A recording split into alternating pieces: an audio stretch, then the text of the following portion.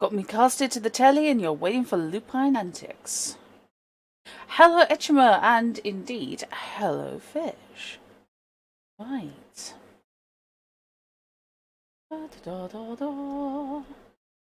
Thank God I numbered these games. Or relabeled them, actually. There we go. Grace, day 4. Right, welcome back to Gabriel Knight, The Beast Within, or The Beast Within, a Gabriel Knight Mystery, or Gabriel Knight 2, depending on who you're talking to, where you're talking from, and what phase of the moon it is, possibly literally. So, apologies that the camera's possibly in a slightly wonky place at the moment. This is a work in progress, so it may or may not work here. But it's currently as good as I can get it. So, we are on Grace again, back at Schloss Ritter. Having comprehensively pissed off the housekeeper Gerda, Grace is now engaging in her own research to help Gabriel. Camera looks fine to you. Okay, that's cool. That's annoying, because when I then move it, it won't look fine. Awesome. Although it's possibly a good guide as to what position it should be in then. It's just, I'd rather it was a bit less precarious. So, I have picked myself up a book on Ludwig.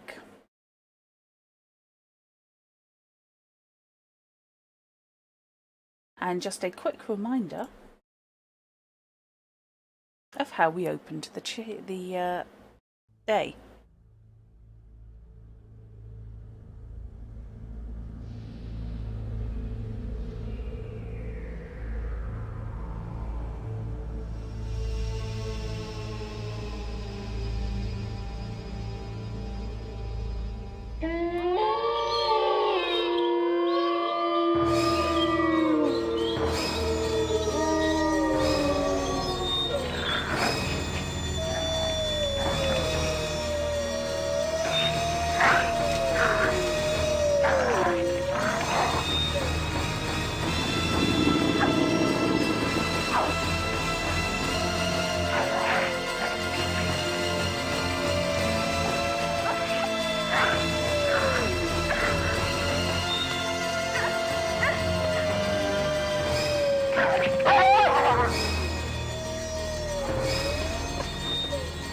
HEB.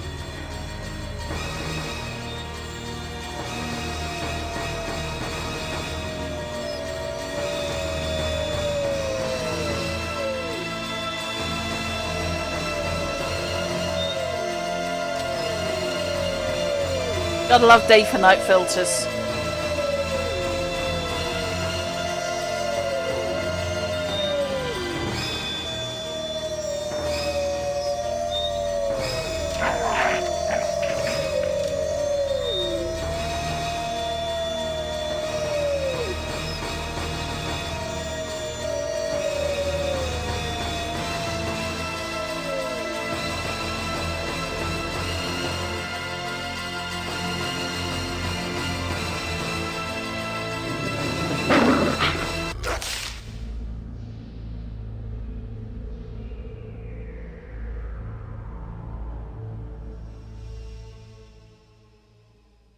If I mounted a scissor arm to the ceiling, I wouldn't have to worry about the state of my monitors. No, but I couldn't then move my desk, and I don't know how solid the plaster that makes up my ceiling is, to be honest.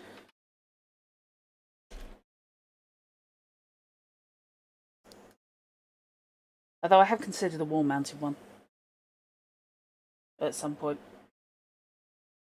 Clicking for reasons. Right. So that was how we started the day. As I said, we picked up a book on Ludwig. Gerda is nowhere to be seen.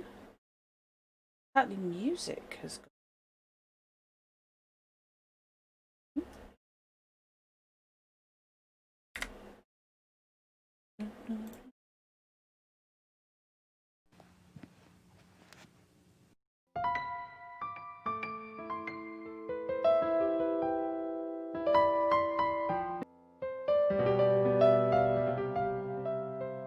Right, let's go and have a poke around town.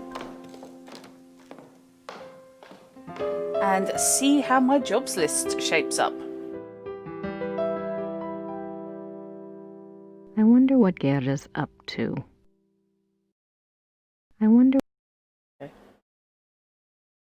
What Gerda's up to is not as bad as you think. I swear.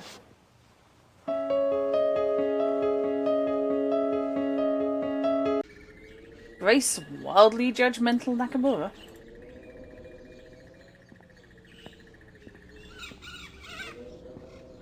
Game sound seems a bit high compared to dot sound. Okay. That might be down to the fact that I did move my mic. So, has that improved it at all? Hello, Magpie! How you doing? Let's turn... okay, so I can't change anything except music, apparently. Interesting. Right, everybody ignore that, okay? You can't see anything.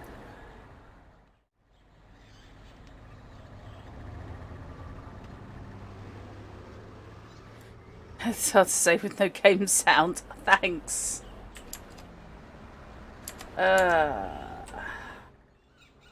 Yes, I have too many windows open. Deal with it.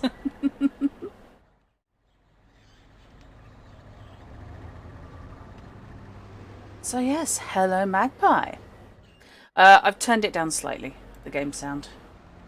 Post office. Post office, because apparently the postman took one look at Schloss Ritter and went, nope.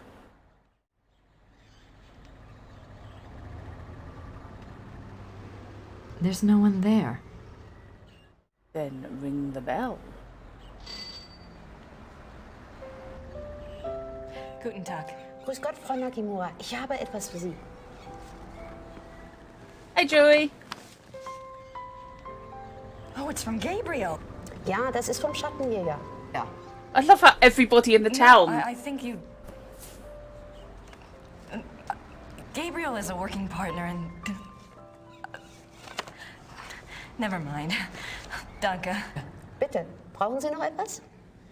No, I think that's it. Danke. Bitte. Yes, I love how everybody in this town knows of Gabriel as the Schottenjäger. Whereas poor old Grace still thinks he's coming back. I hope the sound's a bit better now. Okay, so let's have a look at the letter. Gracie, you decided to come over. That's great. Guten Tag and all that. I'm sure you and Gerda are hitting it off. Getting hit. Thanks for finding the werewolf book. I'm not sure what it all means, but it might be useful. About Ludwig II, you know, I think you might have something there. Ubergrau says there are 2 places you should check out. Ludwig had a castle called New Swan something, and there's a museum about him here in chemistry. Something like that. I really think you should spend some time looking into it. Yes, away from where it's dangerous. Don't worry. Things are going very smoothly this time around. I've tracked a suspect to a hunt club run by a man named von Glauer. He seems okay, but I'm sure there's something going on with at least one of the others. Don't worry, though. I met a police detective named Lieber, so I have backup. I'll be finished soon. Sit tight and enjoy your visit till I get there. Gabriel. What does he think? I'm on vacation here? And no address. Thank you very much, Mr. Knight.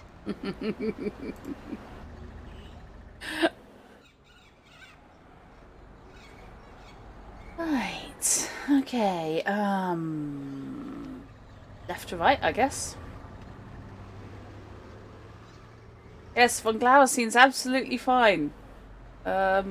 Repeated flirting, totally cool. I don't want to disturb her. Okay. The Madonna.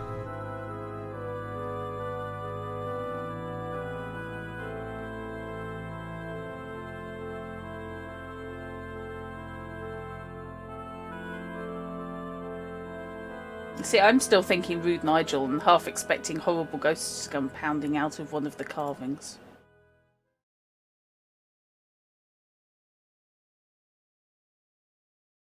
These coffins are really old. And they're all Schottenjägers. Okay. Yes, Rude Nigel will live on. I feel that I'm going to have to play the rest of those games, aren't I?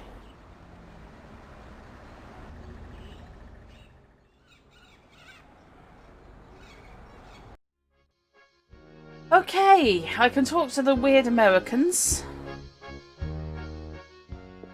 But let's talk to him first.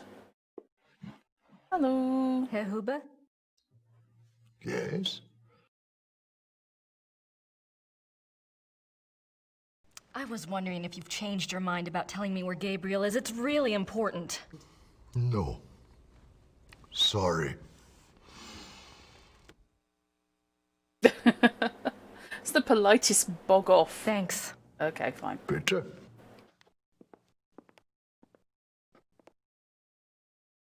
Ooh, okay. I wonder if he'll talk to me about Ludwig.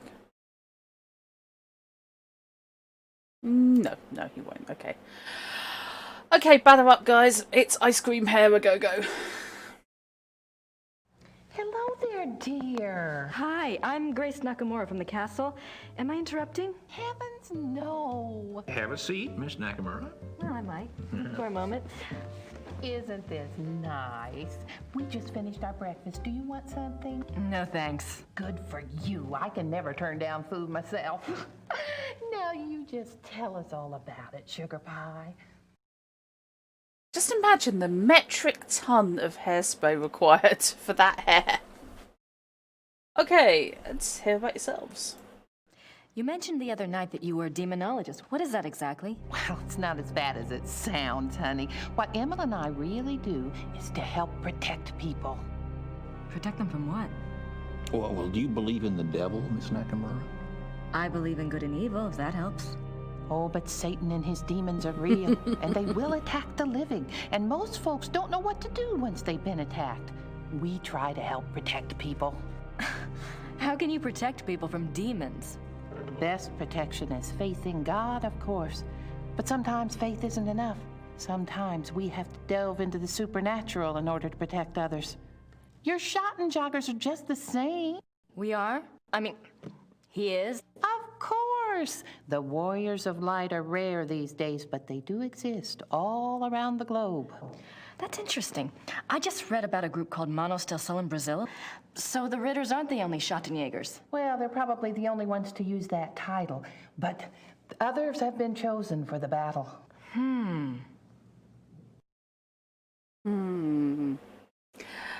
Seeing any kind of people, real people interacting, even if it was filmed forever ago, feels wrong somehow.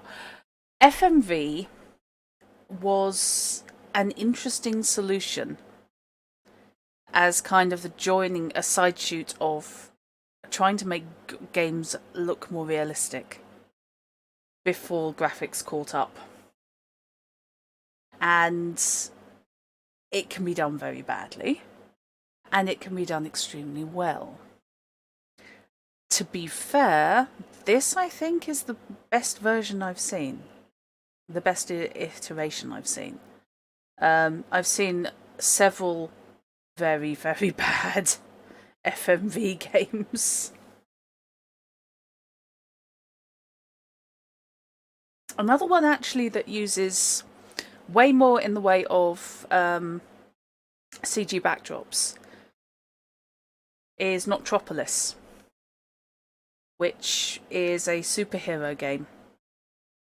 So it actually uses genuine actors for the characters, but most of the backdrops are CG, as opposed to this one where they've dropped them into either the actual location or they've put in photo backdrops or edited photo backdrops. But yeah, oops, hasn't muted her phone. Noctropolis is fantastic, and I intend to stream it, since they've now removed the one point where you could theoretically get about halfway through the game, and if you'd missed one thing, you were stuck forever. So I think, yeah, I think at some point I'm going to stream that. I did start streaming it, but I did it as kind of a tail end of after another game. I think possibly I took it as far as the succubus turning up. Otherwise known as a nun in lingerie. Possessed nun in lingerie.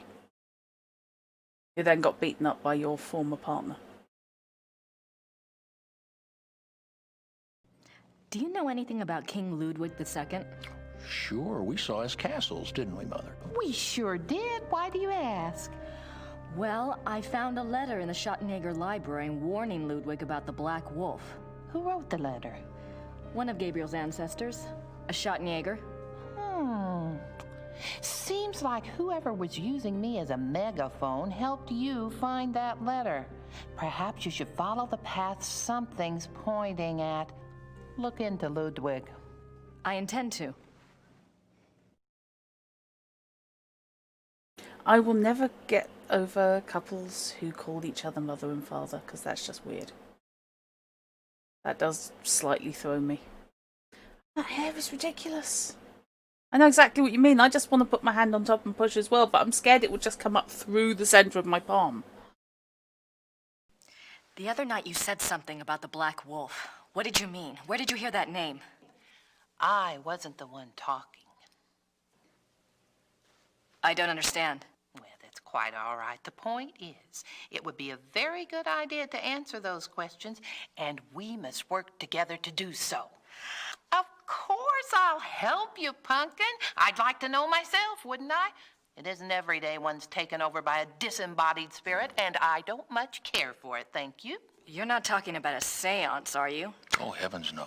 Thank God. Himmel's right. I'm much better at tarot cards. I can read for you or for someone else if you prefer. Okay. Let's keep on this topic. Are you sure you don't know anything about the Black Wolf? I never did, dear. I told you. Really, you mustn't confuse the vessel with the voice. All I remember was seeing a very bright flash like lightning. Next thing I knew, Emil had me outside. Whatever it was very powerful. Very powerful. Your voice trying to understand. I'll spend hours styling it, but also washing it. I suspect that it comes off as one single unit. And then you just send it to the dry cleaners. You may have several.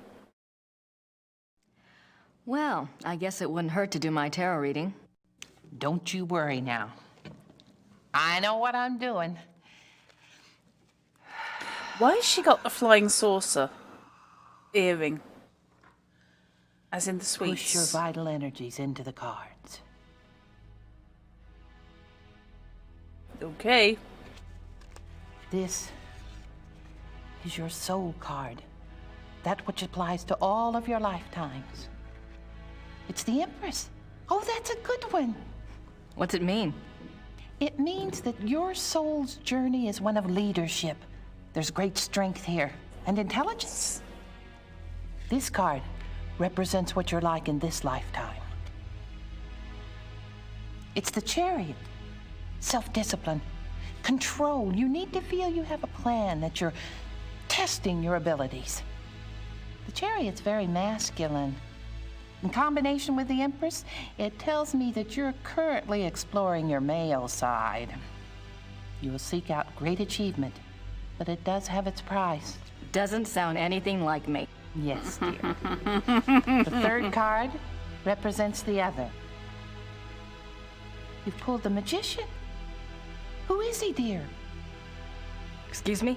Your other, the Magician. Oh, this is a very powerful card. Major Arcana. My other? Everyone has an other. Let's see. I bet it's the Schottenjäger. What's his name? The Schottenjäger? Gabriel Knight. A name of power. He is powerful, this one. The Magician is dexterous and cunning, mischievous and manipulative. That's Gabriel, all right. And very strong with magical and occult powers. Now this is interesting because your card, the Chariot, is all logic and reasoning, while his, the Magician, is spiritual and intuitive. You two are quite a pair. Hey, Anna. The fourth card shows what you're trying to achieve at this moment, your immediate destiny. It's the Strength or Lust card. Lust? Not that kind of lust, dear. It's a trial card, finding the strength to continue some difficult journey. It also represents the integration of conflicting energies.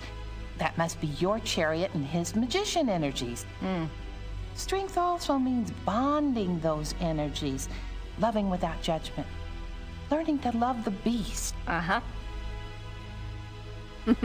I detect a note of cynicism from her. What is this trial, dear? Do you know? Well, Gabriel and I are involved with the case right now. It will be a hard time. You must let your love give you power. Use the positive energy of your union or you may not succeed. I think you have the wrong idea. Gabriel and I just work together. Yes, dear. But if I might just suggest, when you're facing negative forces, the positive energy of love is a very vital weapon. You make yourself vulnerable when you resist your own tools. Wow, that's been helpful. I hope so, dear. Yeah, I mean, I can get behind the sentiment, but she's very much being filtered through her particular background there, isn't it? Sounds like the ladies on public access television who host those crafting, quilting and sewing shows. Well, I'm guessing that's probably what she does for a living. Maybe we should do a reading for Gabriel. Oh, let's! It's a little like spying on someone unawares, but what the heck? And yeah, she's definitely got flying saucers for earrings. Reach out to the cards and to think about his essence. Don't think about Gabriel's essence, that's just messy. His soul card is the Magician. Yes, dear, it reflects your other exactly. Well, maybe, but I'd rather hold out for David Copperfield. And his lifetime card? Oh, goodness. The Lovers. You mean the sole purpose of his life is in his pants? Doesn't surprise me. It's not what you think, dear. It's a duality card. As a lifetime card, it refers to Gabriel's own duality. Good versus evil, physical pleasure versus spiritual growth, that kind of thing. His challenge is to integrate the conflicting parts of himself. Until he does, he'll never find peace. And you will find peace when you acknowledge all of him. Find a way to love the worst as you already love the best. You're really reaching. Mother. His other is the High Priestess. Let me guess. That's me, right? No, dear, it's not. The High Priestess represents psychic mysteries, deep wisdom. This is a very different energy from your earthy one. This must be our connection. To the voice, dear! Someone is trying to communicate with Gabriel. This force is represented by the High Priestess. That's not much help. What about the Black Wolf? But it is a help, dear. The High Priestess is a spiritual guide card if ever there was one. The message must have been a warning. If this force is connected to Gabriel, and if he's so very psychic, then why doesn't it just go to him? Why say it to me? Maybe Gabriel's blocked. Maybe he's purposefully blocking. There is that duality business. Let's go on and see if it becomes clear. The fourth card, remember, represents the current situation. It's death. Oh. Nothing to worry about then. Now, you just leave interpretation up to me, Sugar Pie. It's a transformation card, dying to one thing and being born to another. It is painful, but it isn't necessarily bad. 2 of Wands. Oh my. What? A 2 is not good here. Wands is Mars in Aries. That's a war card. In conjunction with the Death card, there are 2 possible transformations. 2 transformations? Yes, dear. Gabriel is waging a spiritual battle. The transformation might be good or evil. That must be the purpose of the High Priestess. She's trying to guide him. So you think he really might be in danger? Oh, yes, dear. Gabriel's very essence is at stake. If he takes the wrong path with his powers, Imola and I will stay in town. You must let me know if anything else happens that we can read for clues. Let the Force use you. So, Gabriel is wrestling with his own duality. I'd better go. Anytime you need us, stop by. And be careful now. Thanks. Gabriel has great power. It can be used for good or evil. Yeah, it was damn close, wasn't it, Chrono? May the Force be with you.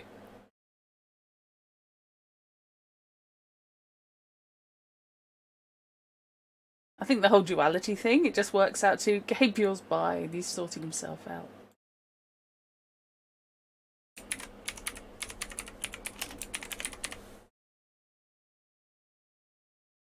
Come to the dark side, Gabe. We have dog biscuits. Fair enough. Okay. I don't have anything to say to Herr Huber at the moment. Yeah, okay, fine. Da-da-da. I have looked at these before. King Ludwig II of Bavaria. Oh, she has. Clearly it comes off, possibly has its own little doggy bowl.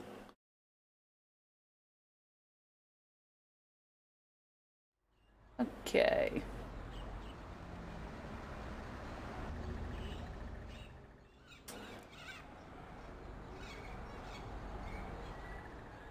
Don't think there's much point talking to the mayor. Unless I need a map. I might need a map. Oh, hello. Gerda's here. I wonder what she's up to. It's just really horrible, Grace.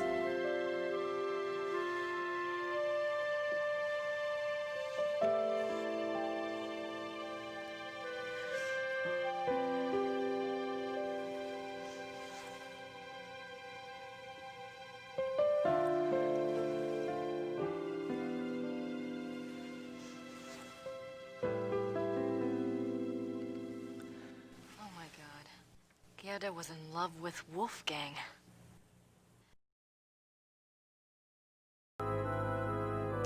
So, Grace, how small do you feel right now?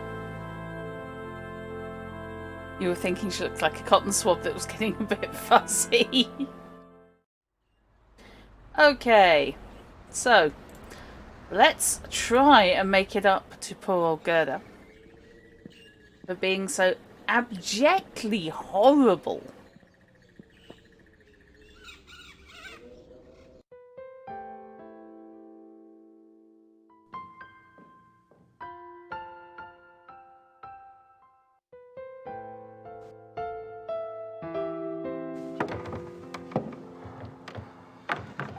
Also, hello Moliere, hello Chrono. And it's lovely to see you. Well, not see you, because that would imply spy cameras, but you know what I mean.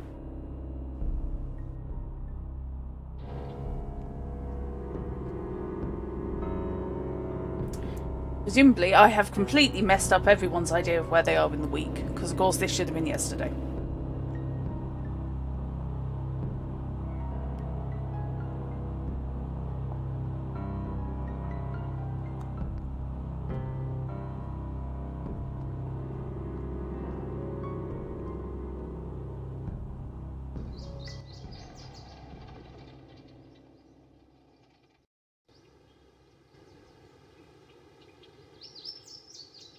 Yeah, going back to what I was saying earlier, FMV was very much of its time, but it's now completely redundant, of course, pretty much. Except there are a few games that still use it. But not for gameplay. There are some games that use it for FMV.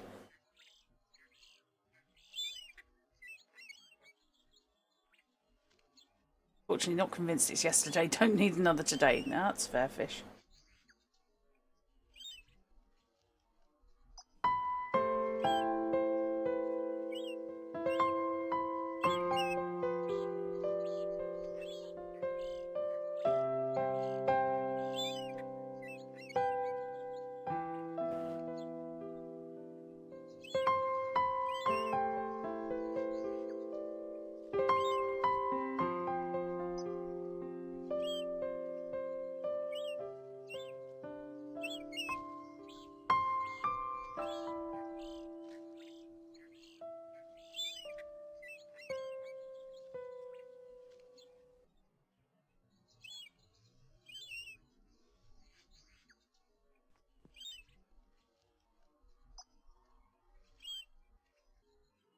Right.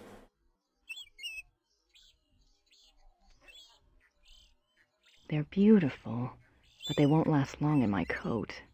You're an adventure game protagonist. They'll last forever.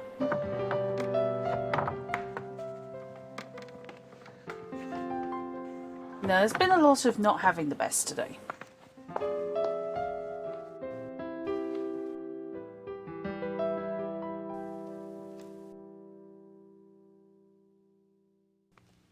So anyone who's not had the best of weeks, chill out,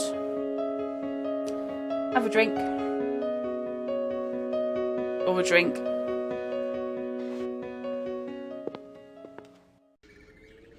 and let's walk through some adventure gaming. Literally. This just makes me want to go to Germany, to be honest, because it's gorgeous.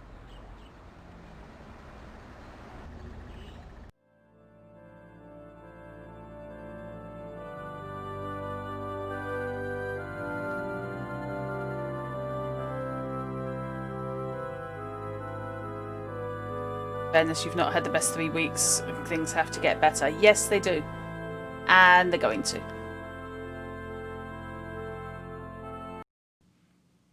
Right.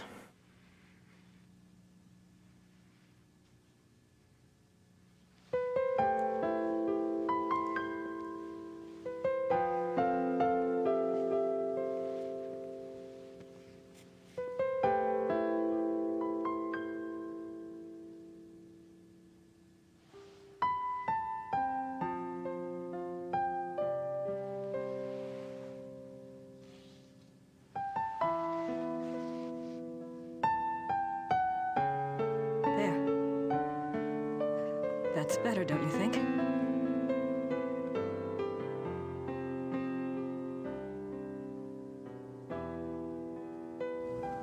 I'm so sorry. I was an idiot. Gabriel and I, we never... I know. It's my fault. It's Gabriel's fault. He never tells me anything. I don't know why he didn't want me on this case. Maybe he just... Don't even try to make excuses for him. Still, he's up to his neck in it, I think. Will you help me out with something? Of course. I have to do some research on Ludwig. I want to go see some of his castles. Take Gabriel's car. There's a map of southern Bavaria in the car. Ludwig's castles are all marked. Thanks. Good luck.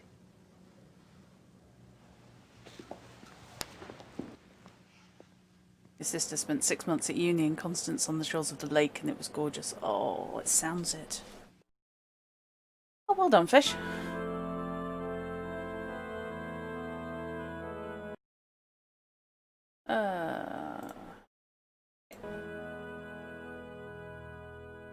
I've got access to the car. Let's go and stack it over a cliff.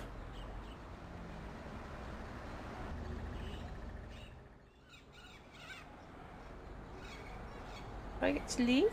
No. Okay.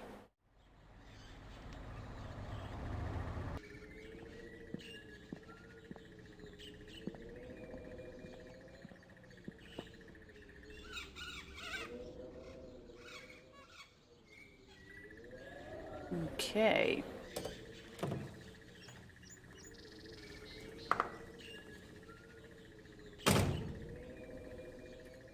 Interesting build quality there.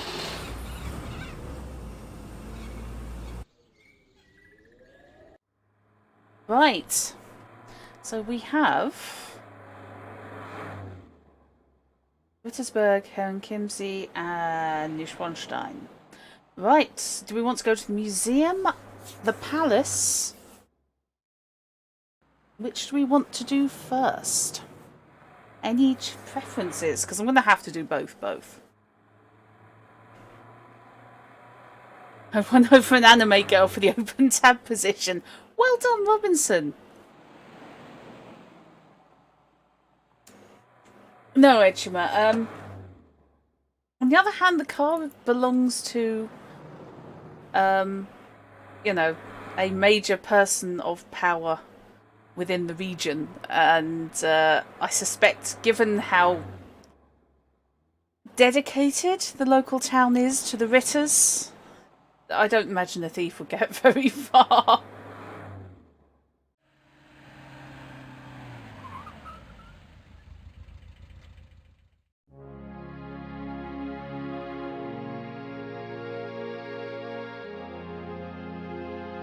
Okay.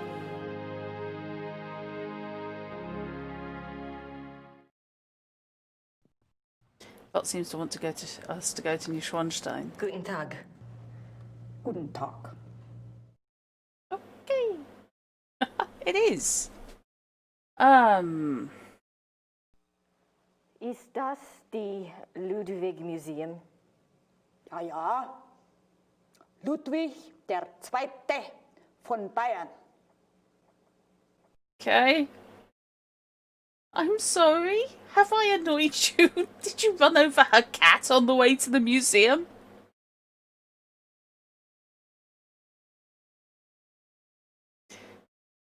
Museums are interesting, often impressive, but hardly ever cool. They can be. Museum of the Moving Image is cool. Ich hätte gern eine Eintrittskarte fürs Museum. Ja, 8 Mark für eine Ganztagskarte.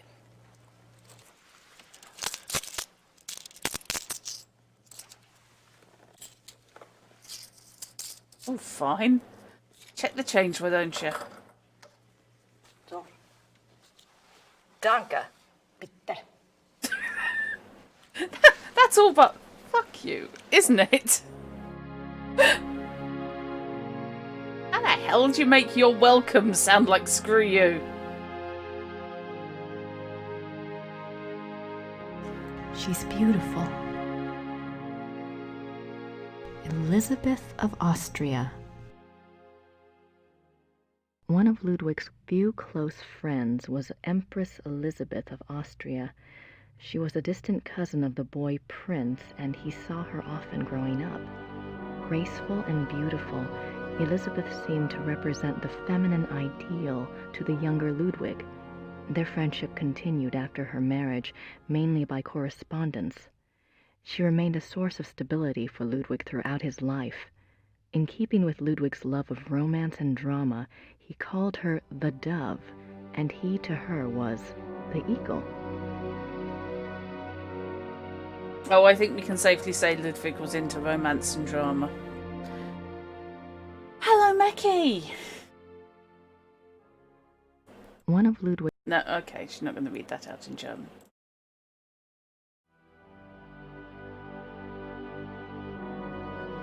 Source of stability, what on earth is that? Fish, I have been playing scaffolding for you for the last year and a half, at least. It's a source of stability.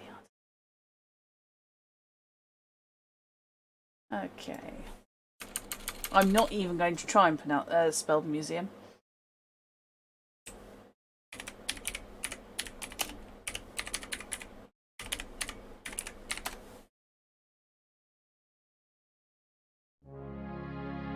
Okay. July 3rd, 1863. Elizabeth, you can have no idea, dear cousin, how happy you made me. The hours recently passed with you in the railway carriage I consider among the happiest in my life. Never will their memory fade. You gave me permission to visit you at Ischl. If the time comes for this ardent hope to be fulfilled, I shall be of all men upon earth the most blessed. The feelings of sincere love and reverence and faithful attachment to you, which I cherished in my heart even as a boy, makes me imagine heaven upon earth and will be extinguished by death alone. I beg you with all my heart to forgive the contents of this letter, but I could not help myself. Ludwig. Okay. So, I think we know how he feels about his cousin. This is actually scary. What's scary? Nice that they've gone with slightly different handwriting. Elizabeth frequently gave Ludwig advice on royal conduct, hoping to protect him from unfavorable public opinion. March 1st, 1865. My dearest Eagle, you have not written me in a few months. I have missed you. I often try to imagine what you are doing. I hear tales that you have been on retreat and have not been seen in Munich for some time.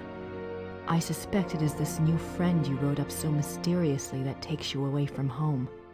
I hope you are enjoying yourself, my beloved, but I beg you to caution. The people need to see you at the throne. I also hesitate to suggest that what your officials do in your absence may not always be in your own best interest. You have always been a true king, but you must let the people see you to ensure that they don't forget that. E. Your dove. Also, I'm wondering if they've actually had someone write it in German and then translate to English.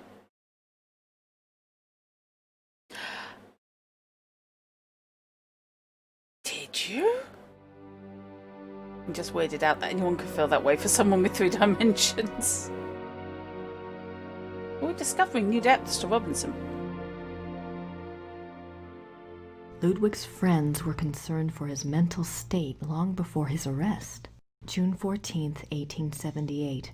My beloved Eagle, in your last letter you spoke so movingly of your torment that I was moved to tears.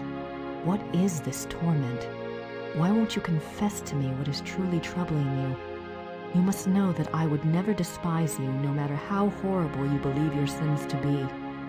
Please do not write such barbs to my heart by even suggesting such things. If you do not wish to confess to me, at least tell me how I can aid you. I am always your true one, your dove. Oh, we've got one more letter left and I'm a bit concerned.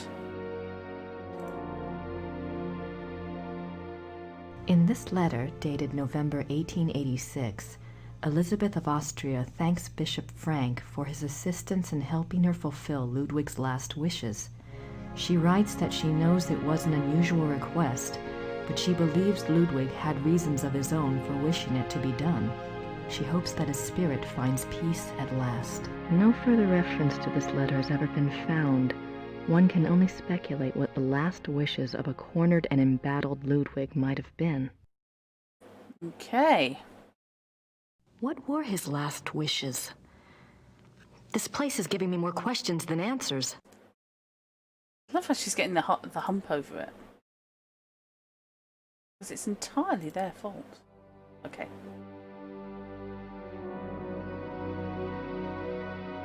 They certainly make an incredible-looking couple.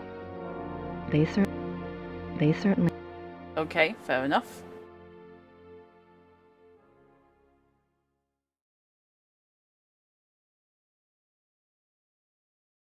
Ludwig is Prince Charming. He played the part well. Okay. Oh, no. Okay.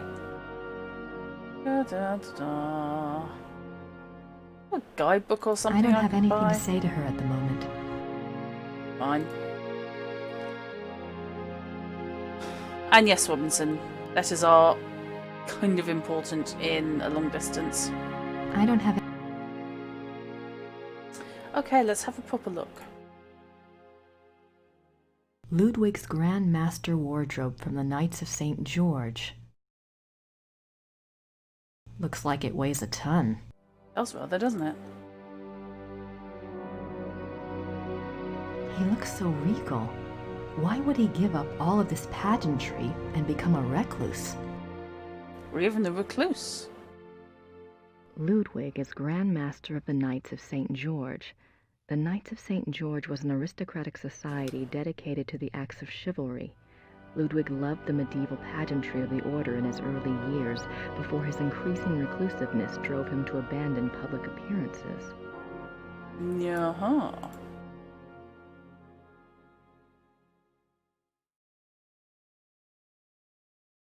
Signets and sash pins from the Order of the Knights of St. George. These were worn on Ludwig's uniform, as befitted his rank of Grand Master. They are now the property of the Bavarian Crown Treasury. Okay.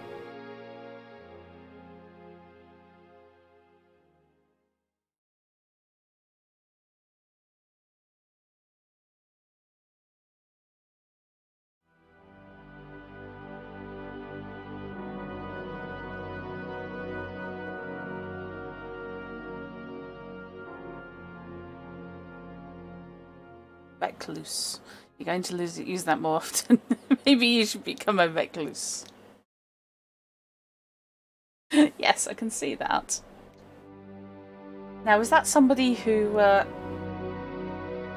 forces Rex onto the shore?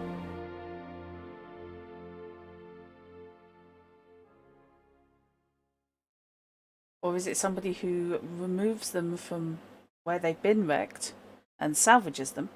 I wonder if these pins have any symbolic meaning. Pins! Oh, for heaven's sake. I wonder if these I wonder... Nope, okay, fine. Ludwig and Wagner. Ludwig loved the opera of his contemporary Richard Wagner. He helped support Wagner's music through much of his life. Ludwig considered Wagner a close friend. That's okay, often Chibi. calling him the great friend. Wagner encouraged this infatuation, some believe, for personal gain. Typical artist.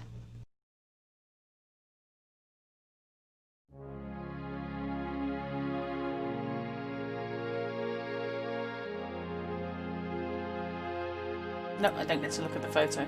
Fine. Even after Wagner's death, Ludwig still showed signs of obsession with the composer. This letter, written in 1882 by Ludwig to the conductor of the Munich Opera, instructs the conductor to make preparations for a new Wagner opera. Yeah. The conductor went to see the king as instructed.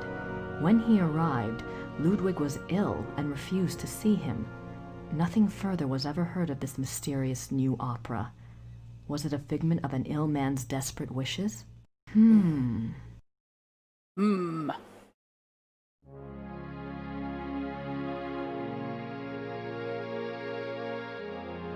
Thinky thing.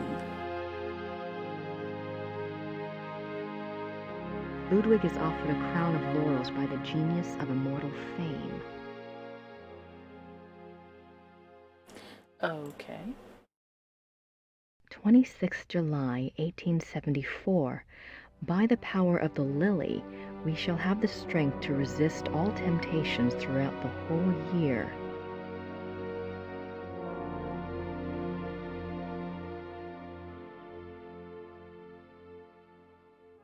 Yeah, lilies, are they wildly powerful?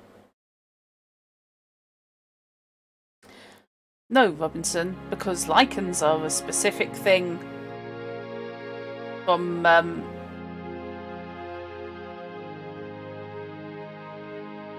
Kate Beckinsale movies. This is, however, a werewolf story. Oh, no, that went wrong. 26 July 1875. Solemn oath before the picture of the great king. Refrain for 3 months from all excitement. This oath has its binding power as well as its potency by de par le Roy, LNR, DPLR. What excitement. I need to see more of that diary. When did it become a history lesson? It became a history lesson when it was written, very first off. Just like Sins of the Father is a lesson in historical and social impact of voodoo, we get a great wodge of Bavarian history centred around King Ludwig.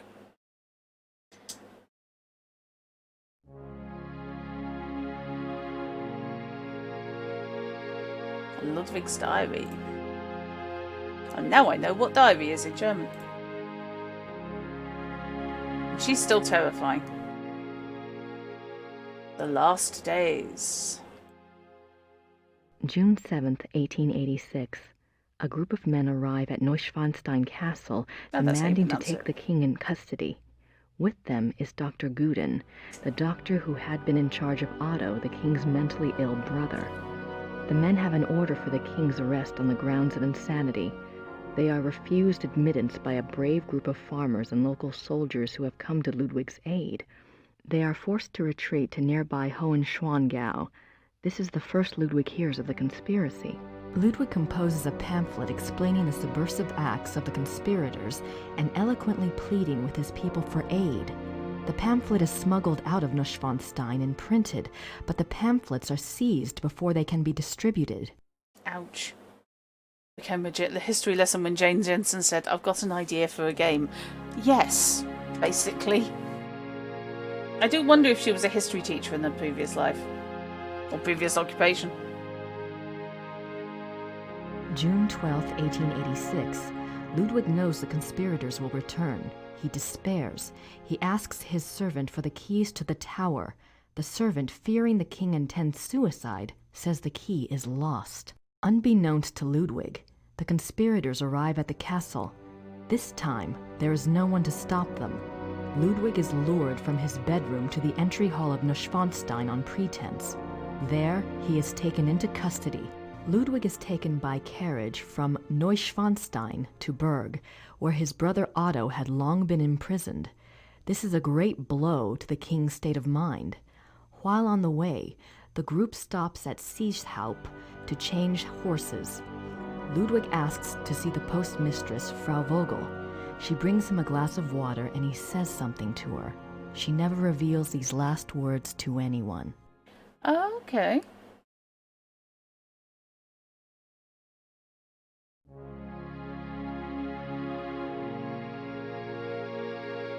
June 18th, 1886. Ludwig's funeral procession marches through the streets of Munich, followed by enormous crowds of mourners. The service is held at a packed St. Michael's church. Lightning strikes the church during the service, but no one is harmed. Ludwig's body is entombed in the Wittelsbach crypt at St. Michael's. His heart is placed in an urn in the pilgrimage chapel at Altötting in the Wittelsbach tradition. The urn is shown to the right. His heart is in an urn. How bizarre.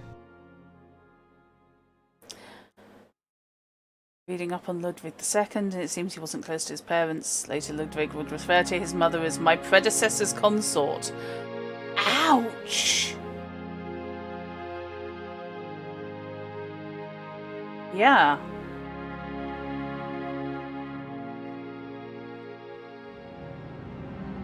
Oh my God.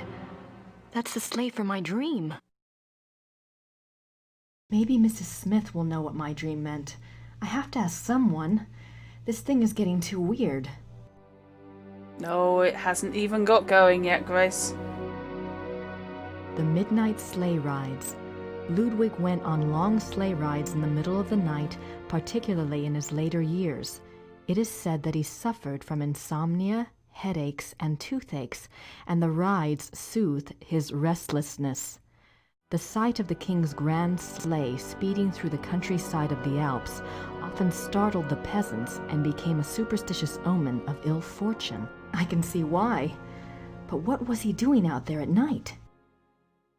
Freezing to death by the looks of it. Ludwig's death mask. Wow. Okay.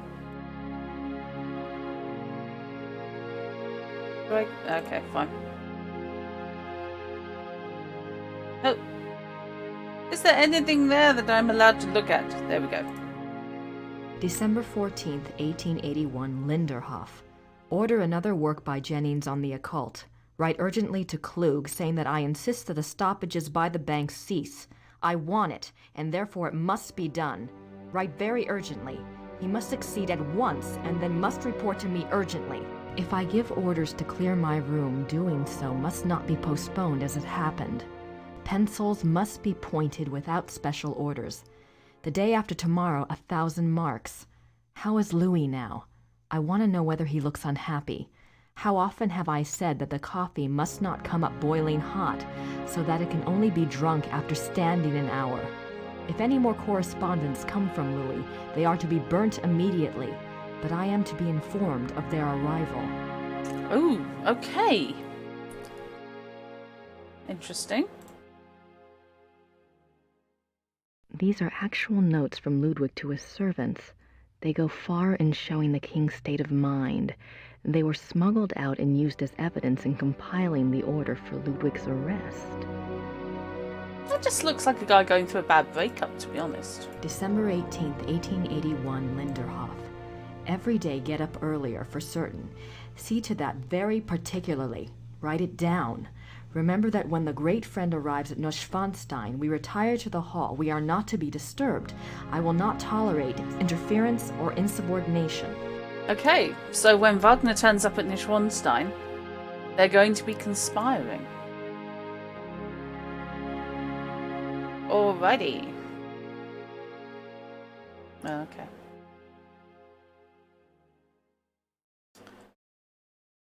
Ludwig is Prince Charming. Okay. La-da-da. Well, now things to talk to her about. Guten Tag. Guten Tag.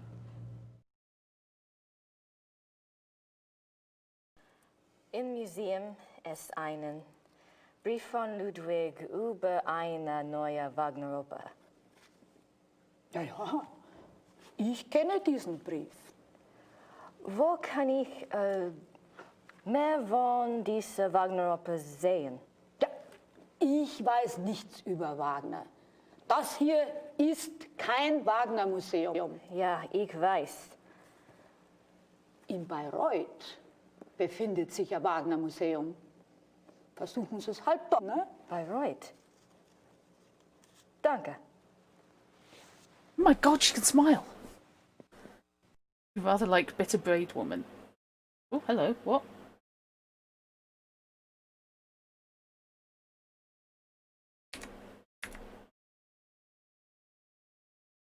Excuse me? Gabriel Knight crashed. Okay, fine. I will be doing a quick speed run from my last save. You wish you could be that sussy in customer service. Yeah, I know what you mean. I did get the gist of what she was saying, though, which was basically, this isn't the Wagner Museum, but then she told her that one is there. Oh dear. Right, okay. Let's do this. They certainly make. At least I know that I can click through The feeling. and get the information on the books March without having Ludwig's to sit June. through all of the reading.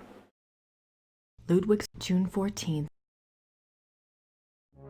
Oops, if I click on the right one. In this, no further. What war hit? Okay.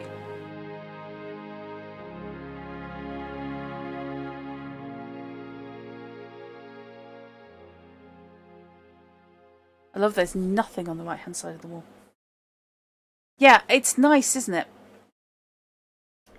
It's I think it really helps showing just how fish out of water both Gabriel and Grace are. I mean, she speaks a bit of German, but she doesn't speak the dialect of the region. She speaks book German. And Gabriel's just got a few words. He's got, you know, hello, goodbye, yes, yes, no, please, thank you. Otherwise, it's point. She's one of. But it really lays out that they can't easily turn to anyone else for help. Because even though, I mean, a lot of people, obviously a lot of Germans do speak English, but it's not universal. So they have to rely very much on their own resources, especially when it comes to written literature. Looks like it weighs a ton. Written words, sorry, not written literature, you know what I mean. Ludwig. He looks. Sorry about ripping through this, but I want to get the points on the books. Signet. I wonder if the. Or at least the information on the books. Ludwig and typical artist. Let's just save here, because this dot I'm slightly concerned. Even after. Ludwig is offered a crown of laurels by the genius of immortal fame. Yeah, you say that as a joke, Robinson, but of course, audiobooks exist. 26 July 1875. What excitement. I need to...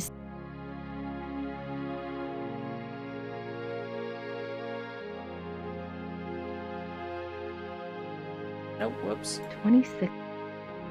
There's a lot going on there.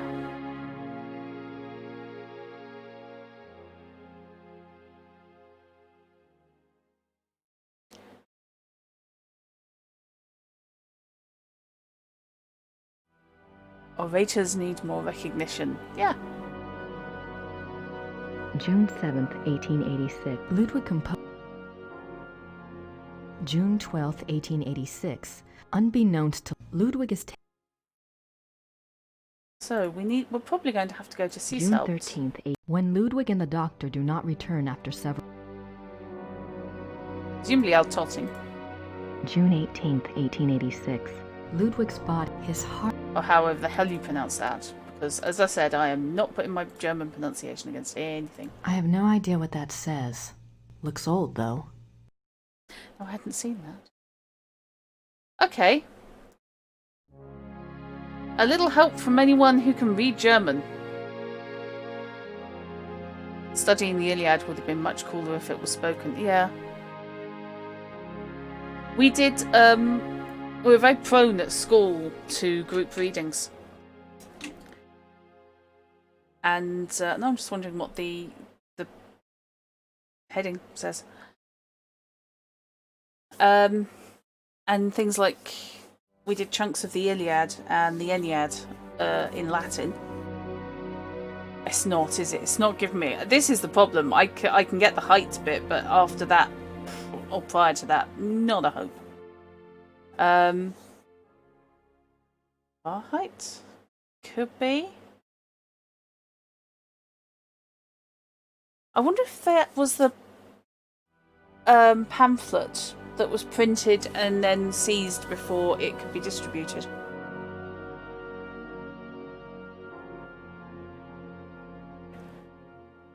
But yes, Robinson, we did the Ennead, the Iliad in Latin, and they made us read the translations, or do the translations. for chunks of it. And in English we did Werewolf.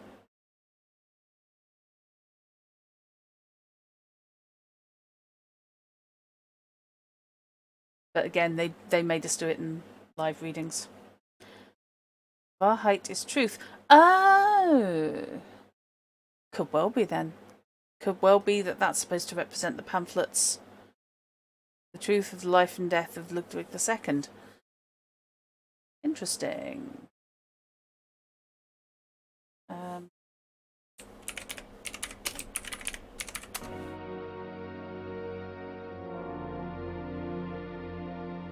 Maybe Mrs. Smith will know. The midnight I can see Ludwig's. Please don't crash again. Please don't crash again. Please, I beg you, don't crash again. December 14th. If I give or December 4. If I give.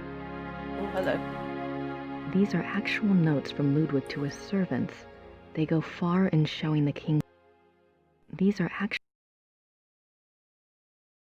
December 18th. Okay. Keep them crossed, kids.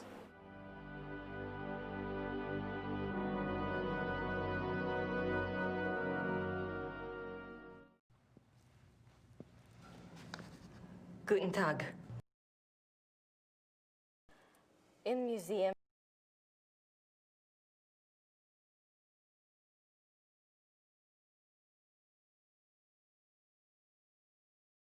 Yay, okay.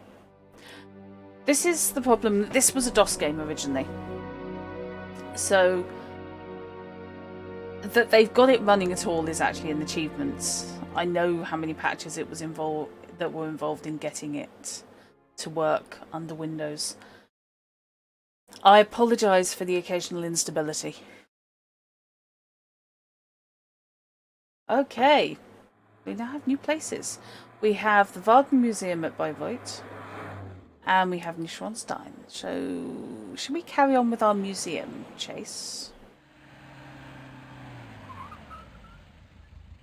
I like the icon for Rittersburg, by the way. This is another actor you may actually recognise. Guten Tag. Ist das die Wagner Museum? Yeah, you're an American, aren't you? I'm afraid the house is closed this time of year. It will be open next month. Crap. You are interested in Wagner? Very interested. Very recently very interested. Sure. Most of the house is closed for cleaning, but a few rooms are open. I shouldn't let you probably, but if it is only you, you are alone, aren't you? Endlessly. Come in and look over. That's very generous. What do I owe you? Georg Immerding. There's only a few displays. Besides, I wouldn't be much of a shining knight if I charged you. Thanks, Georg. My name is Grace. Hello. Have a good time. I think the thing I saw him in most recently, I was rewatching Moonlight. And he played a vampire in that. Mind you, so did half the cast. Have you seen Gabe's flirt skill yet? Gabe's flirt skill is ridiculous. Wagner's piano. On this piano, the maestro composed his later operas, including The Ring. Very mixed feelings about Wagner.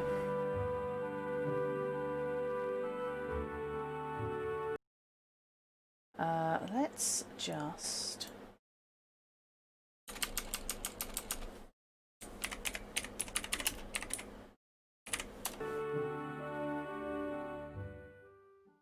Gabe put all his points into charisma. Yes! Gabe probably doesn't need skills. The hair does all the work. Oh, the hair is epic. No argument. Franz Liszt, composer and Cosima Wagner's father. Richard Wagner.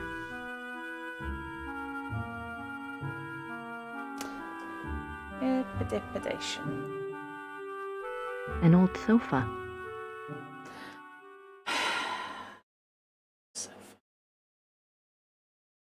The death of Wagner. On Ash Wednesday, 1883, Wagner suffered a heart attack in a Venetian gondola on the way to Saint Michel. His wife and the gondolier carried him into a church where he regained consciousness. Wagner died 4 days later on this sofa. Same on mixed feelings. However, your elder dog likes his music, so you do have to play it periodically. You've read Wagner composed with his dog by his side, checking the dog's reactions to different note combinations. Interesting. Yeah, I like his music. I obviously don't like the people who became his fan club later on.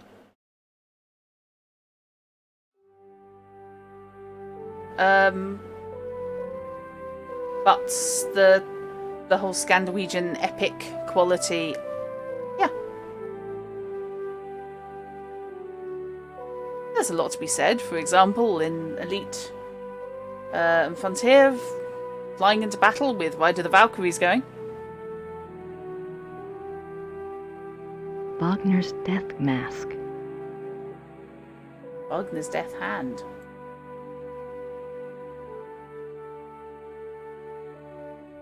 It looks rather simple considering the grandiose stuff Wagner composed here. I rather like that desk though. All those. That's cool. Hello.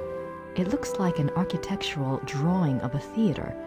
The Wittelsbacher Theater, München. Every square inch is measured. It looks like every square... Okay. It's a letter from a Monsieur Beaujolais, dated September 1881. Looks like he's discussing acoustics and sound waves. And crystals. Wasn't Wagner's Bayreuth Theater already built? Why would Wagner be worrying about acoustics? Even in the old times, fan bases were toxic. No kidding. Ancient Greek philosophers and poets were mobbed by fans. Yes. Yeah, they were. Wish people would stop giving Beaujolais as a family name. It is just a region, isn't it? I apologise, by the way, for the fact that I'm going to be saving a lot in this. I don't have to backtrack too far.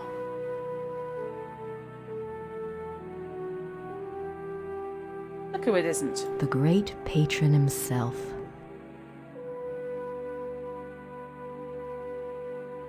Love that mirror. Ludwig as the classical Greek hero.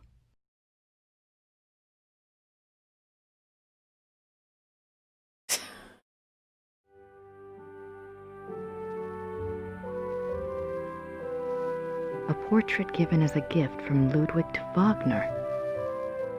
Fair enough.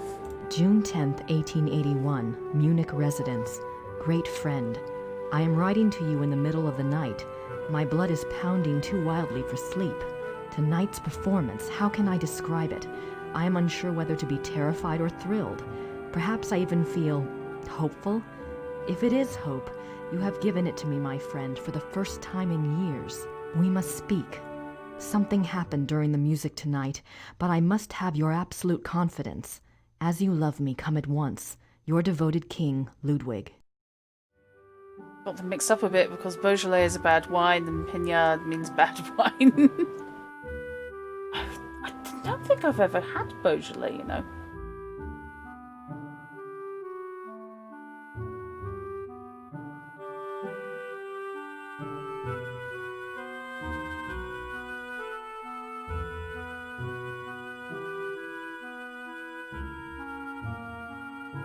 July 1882. Great and beloved king, Monsieur Beaujolais and I have finished the diagram. We checked the figures many times and Monsieur is confident that it will work. 8 identical fixtures are to be made from the diagram and placed in the theater exactly as specified. I'm sending the diagram with your courier. Be full of hope and have courage. All will be well. Your own, Wagner. Okay. Always interesting when you get the contractors in for something. Ludwig's death mask.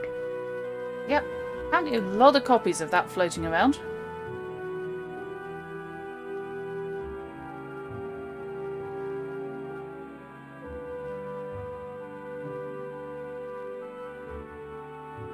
These look like production designs. These look like... Okay.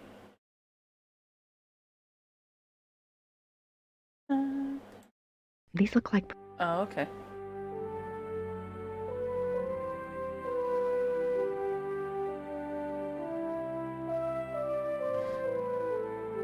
Slightly, yes. Opera costumes. Wow. Opera costumes. Can't mess with that, can you? This must be a model of Wagner's own theater, here in Bayreuth.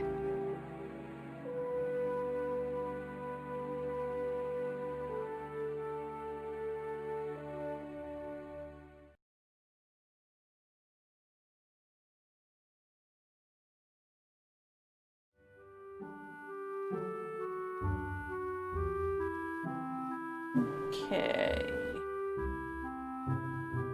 This must...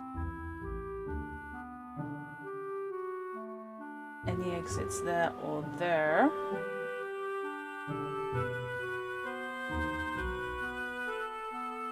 I'll have another look at his desk.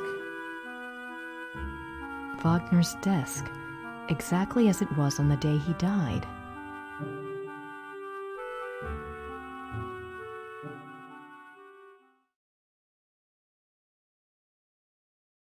Excuse me.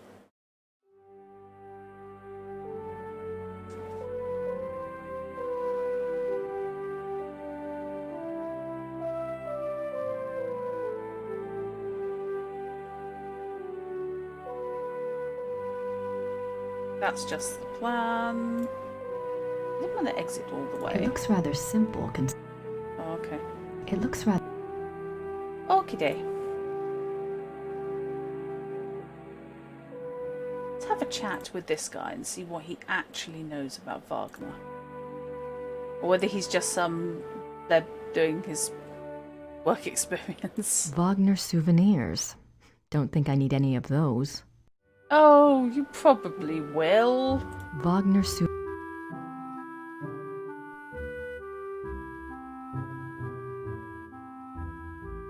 What's that book in the case? Cosima Wagner's journal. It's locked up for preservation. Huh.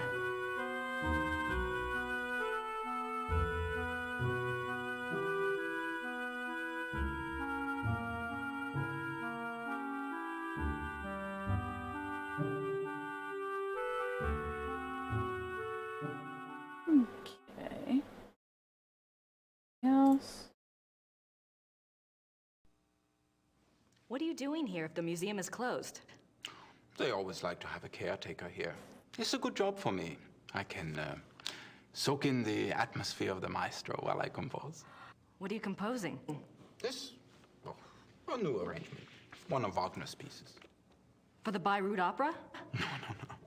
I am only a student at the university. I study music, composition, conducting.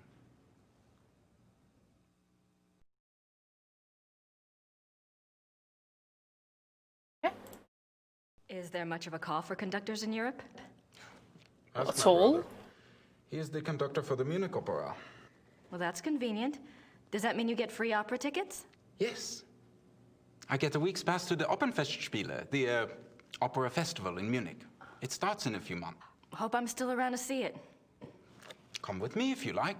If you're still around, I can go backstage and all sorts of things. I'd love that. If I'm still in Germany, I'll call you, all right? Yeah, good.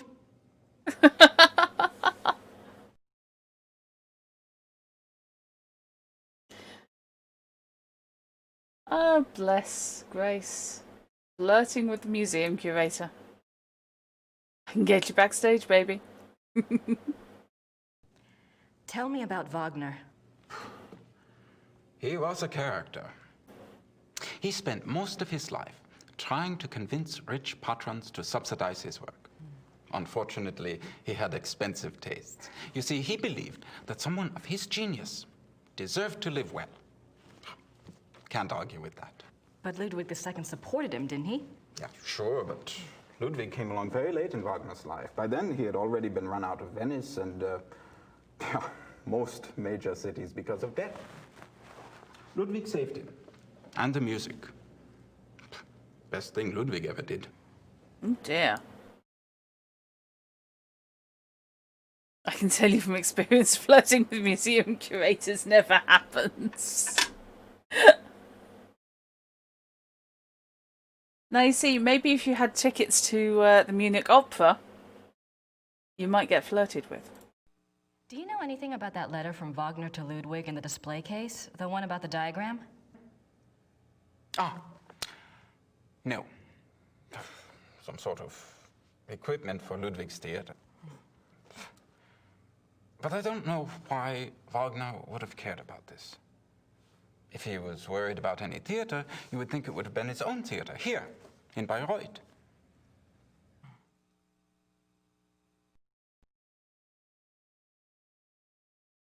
Have you ever heard about the letter that Ludwig wrote to the Munich conductor in 1882 telling him to prepare for a new Wagner opera?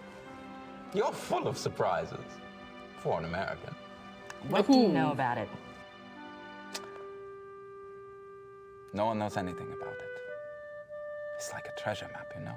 It's probably a complete fairy tale, but it does make you wonder. You have no idea what it could have referred to? Maybe something that Wagner was working on with Ludwig?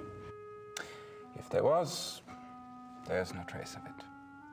Except perhaps in the dreams of unemployed music students. He's going for full-on impish, isn't he?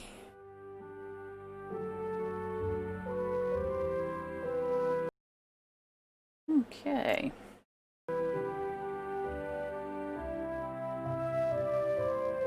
Oh, no, wrong way. Let me out!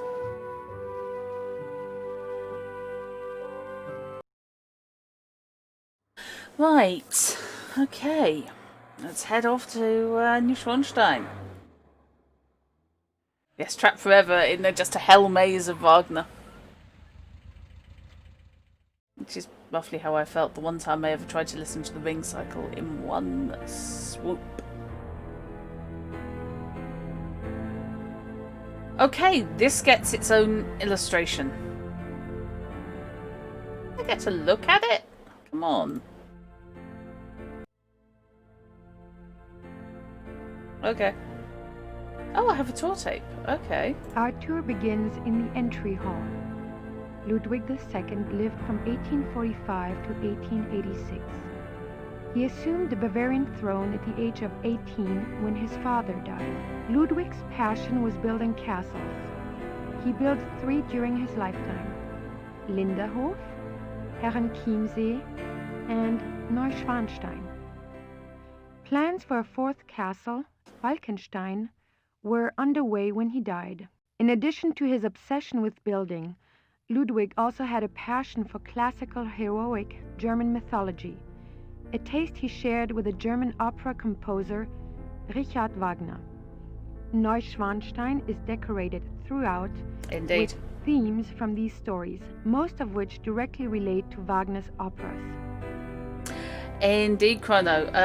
Falkenstein, Castle Falkenstein of the game, is indeed one of King Ludwig's projects. Because he did not die when he did in reality.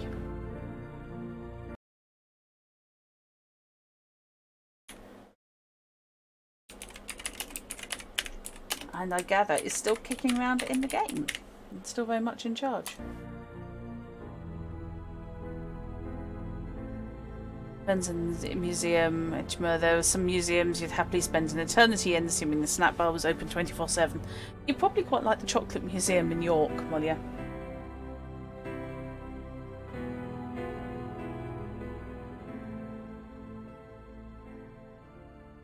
The Roundtree experience. That's nice. They give you chocolate at each stop. I wonder where that door leads. Got lost in the Louvre the one time you went. There were no exits. You were trapped and tired. Now, obviously, you have to go back to York. Yeah, we had English Heritage passes because my brother-in-law works for them. So we basically had the York City pass, so we could go into all the attractions for free. But I think only one of us had to pay to go in and do the Roundtree chocolate experience.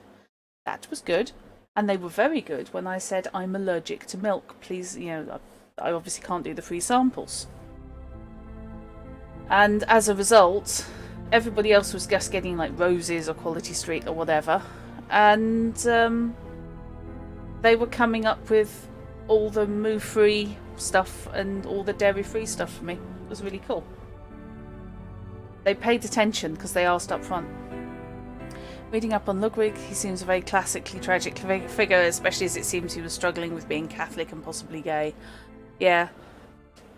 I mean, this interpretation of Ludwig, depending on how you interpret his letters to his cousin, plus this Louis character, I think you're looking at either gay or bi for this version of Ludwig, which I think is one of the reasons there's a big disclaimer that they don't want to impose any, don't want to imply or impose anything about the real Ludwig, because I can imagine they want to avoid treading on any historical toes when they don't have to.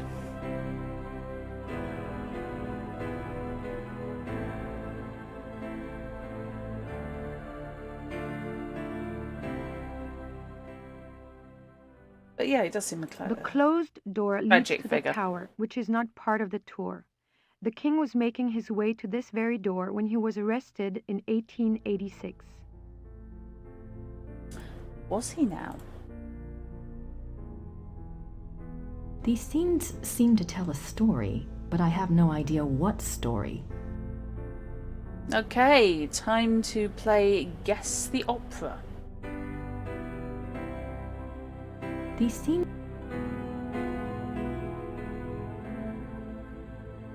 scenes seem to tell a story, but I have no idea what story. Bad memory, solidarity, yeah, I can see that. Gorgeous ceiling.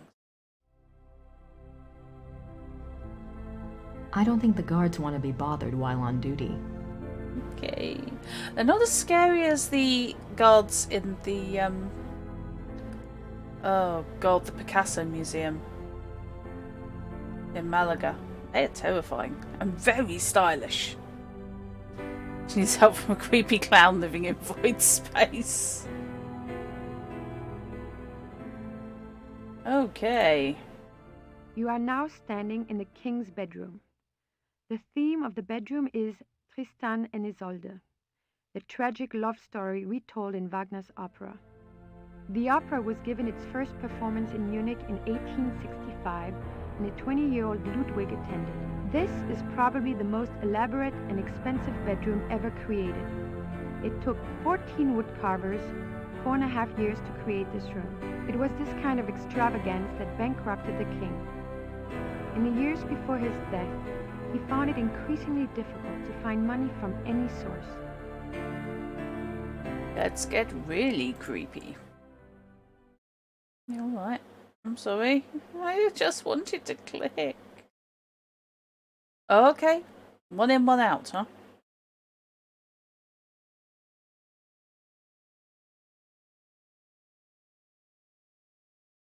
Scenes from the opera Tristan and Isolde. Dispose of the mortals. Scenes from the opera Okay. Tristan and Isolde. Fair enough. I don't think the guards want to be bothered. Okay, let's have a look over here. The richly carved bed, with its canopy, resembles a Gothic building and its turrets. The bed's draperies were handmade by dozens of Bavarian seamstresses. Okay. Maybe Ludwig thought all this luxury would help him sleep. That bed looks so stuffy. I have a real problem with the full-on curtained beds.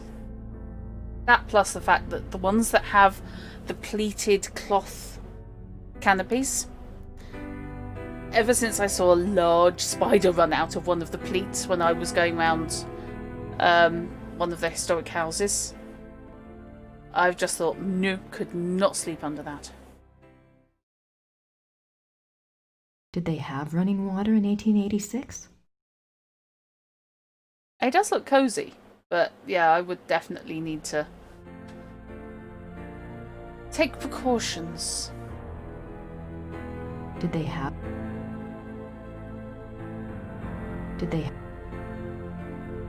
Love the chair.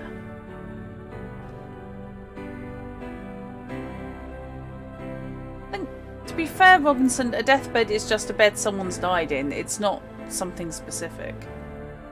What's this way? Oh, the other side of the room. Okay. So that's her up there. Oh, okay. No, I didn't want to exit there. Silly Dratty. You are now standing in the king's bedroom. The theme of the bedroom is Tristan and Isolde, the tragic love story retold in Wagner's opera. The opera was given its first performance in Munich in 1865, and the 20-year-old Ludwig attended. This is probably the most elaborate and expensive bedroom ever created. It took 14 woodcarvers 4.5 years to create this room. It was this kind of Okay, yeah, we got this before. That's fine. Hello?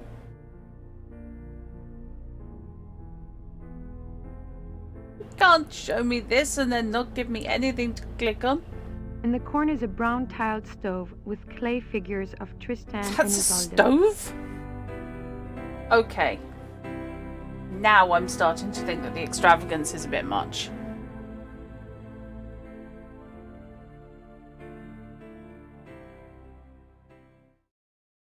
Oh, hello. Family chapel. Maybe. This is Ludwig's private chapel. The king was a devout Catholic, as were all of the Wittelsbacher rulers. They supported the Roman Church even when other European countries were dominated by Protestantism.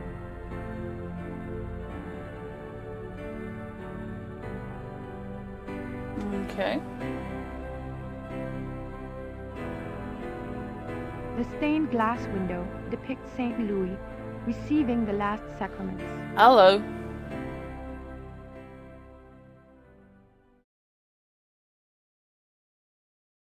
Well, if it's a proper barrier making your sleeping area as box-light as possible, it makes you feel less exposed.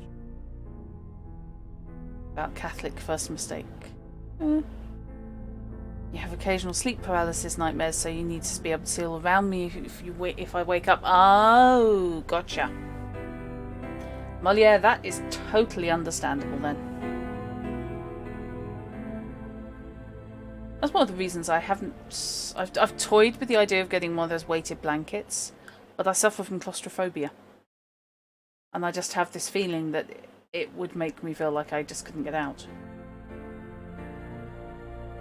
The Black Madonna of Altading. I wonder what her story is all about. The Black... That's ornate.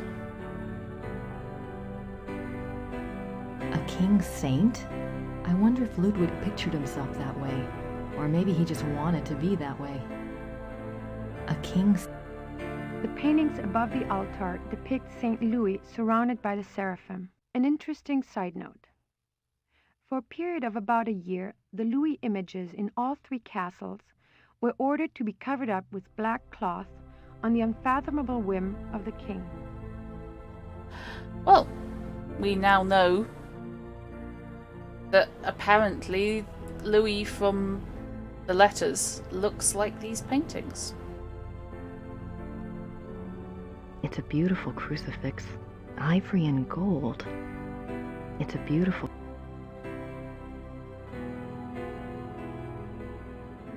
Anything else? No, okay.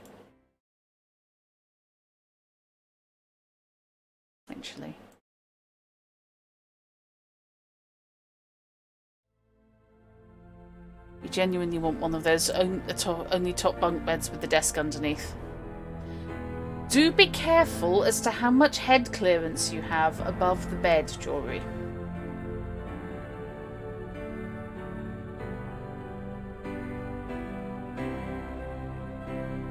You need a higher room than you think you do.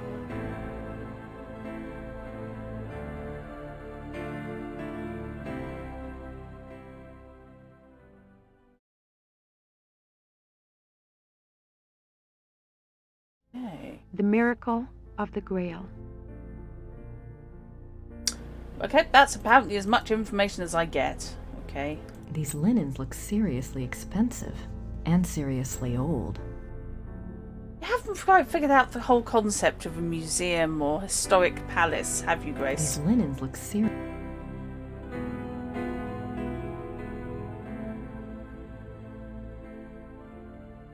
I'm surprised people don't sit in these chairs when the guard's not looking. These linens... Okay. She's terrifying. And incredibly tall.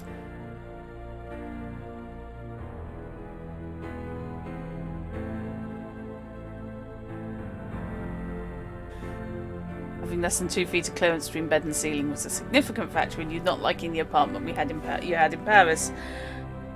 Yeah, somebody within earshot of chat, or within eyeshot of chat, used to have one when we flat shared. Not me, I hasten to add. More swans. The swan motif is featured throughout the castle, but it is particularly prominent in this room. Both the swan and the lily were symbols Ludwig associated with himself. They represented his ideals of majesty and purity. The painting behind the swan shows Lohengrin's arrival. Fish, how you didn't concuss yourself on a regular basis, I do not know.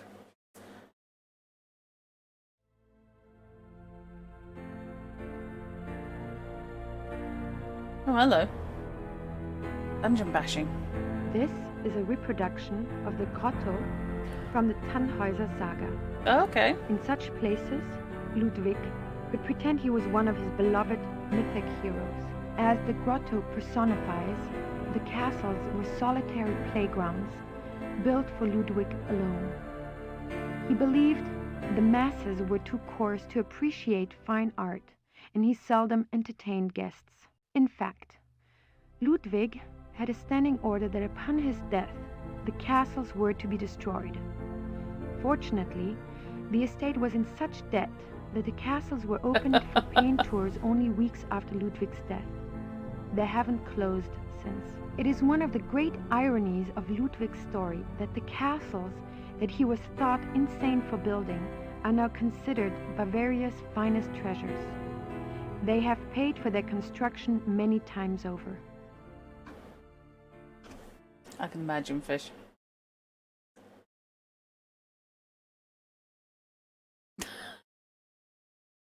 Bless your little hearts. I can almost picture Ludwig in here. I wonder what he really dreamt about in this room.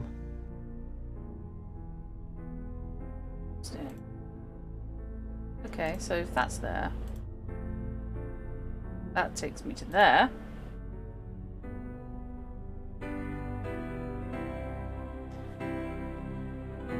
You've got a link in the thread in Discord if you want to read about Anderson's buy struggles. Fair enough. Thank you for that, Ichima.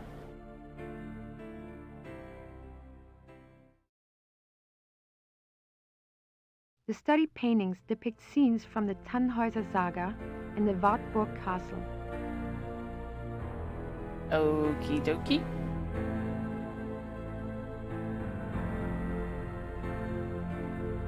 The study paintings depict scenes. Oh, okay.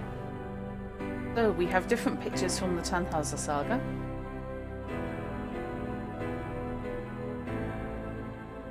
What a nice place to work.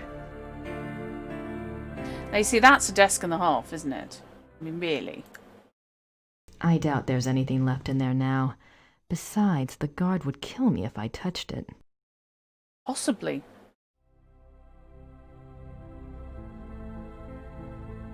Oh, wow. Okay. Let's just check what's to the left.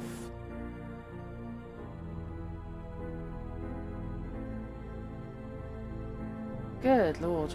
This is the final room of our tour, the Singers' Hall.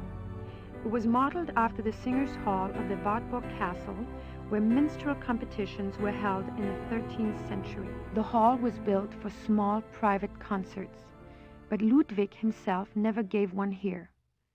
It is said that during the last few years of Wagner's life, he came to Neuschwanstein frequently and performed for the king alone in this room. The hall is probably best known for its enigmatic wolf paintings.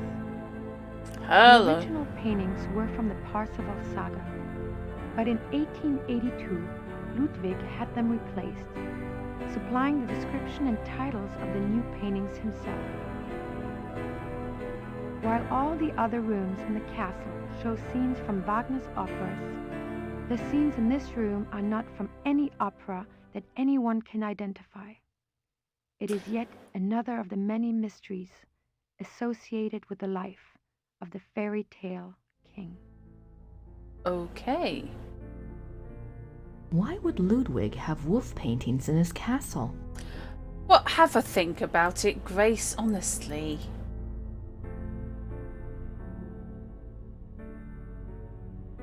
Engelhart and the Blacksmith. No caption for that one. Engelhart courts Hildegunde.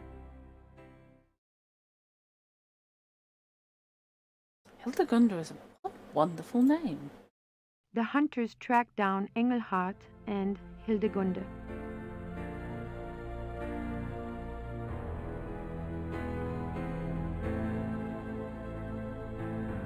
Hildegunde's imprisonment. Wolf again. We're investigating a wolf. This random wolf is pretty out of place. The wedding feast of Hildegunde and the Baron. Oh, she looks thrilled. The death of Engelhart. Well, yikes.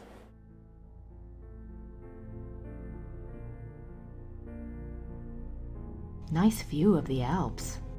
Ludwig's childhood castle, Hohenschwangau, is visible from the lookout in the Singers' Hall. Okay.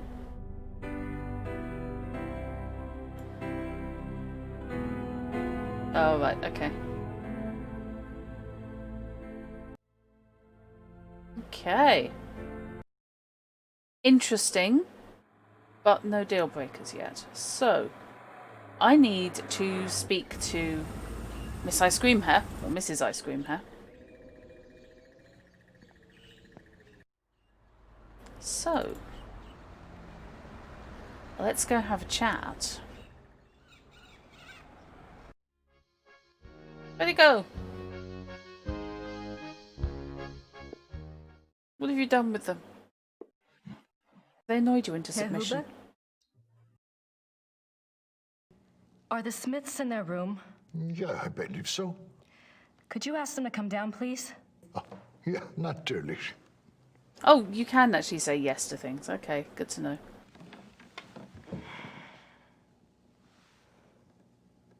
Easily bored, isn't she?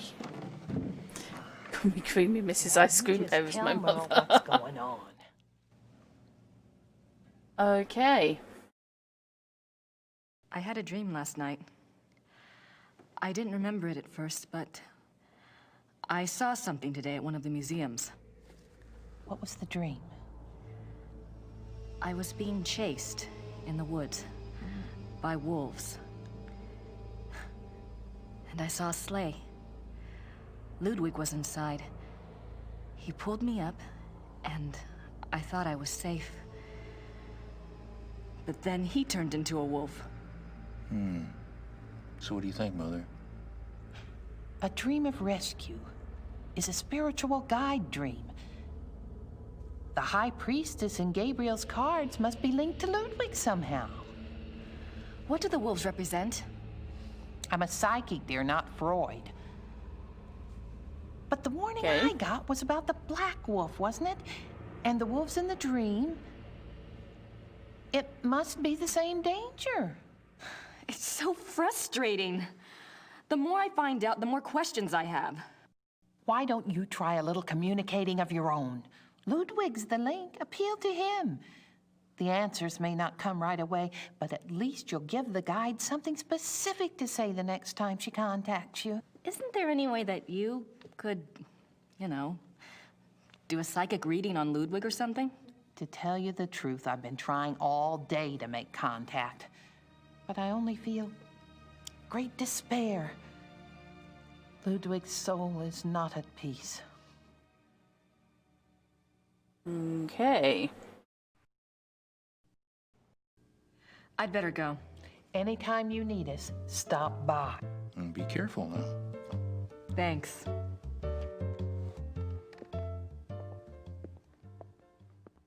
It's very literal, and the real reason they tried to take out Ludwig is because he was a werewolf. It's possible.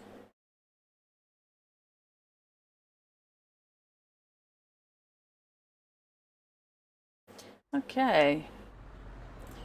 Back on the road.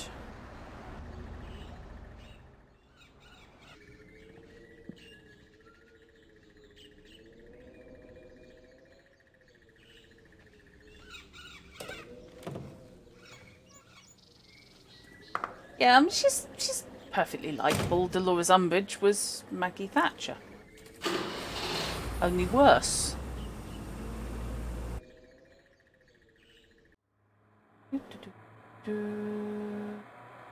I feel there's something to be had in. We've got Seep Salt and Altotting. I wonder if there's anything more to be had there. Hi. Oh, hello. Have you ever heard about the wolf panels in the Singers' Hall at Neuschwanstein? Did my brother send you here? No. Probably not. It's only the letter to the conductor, the wolf panel. Oh, my brother thinks I am crazy because of all my theories. What theories? This is Quatsch. If there was a lost opera, a lost Wagner opera, and if one could find it, to a conductor, this would be like finding King Tut's tomb. But people have looked for it before. If it ever existed, it is gone forever. My brother says I waste my time even thinking about it. Okay. I'm curious. Is there any other information that points to the lost opera besides Ludwig's letter and the wolf panels? And hey, Kate. There is a lot of pink. It's nothing. I'm not even supposed to have seen it. You see, my brother says that Wagner was too egotistical to have produced a lost opera. If he was working on something new, every person in Bayreuth would have heard about it.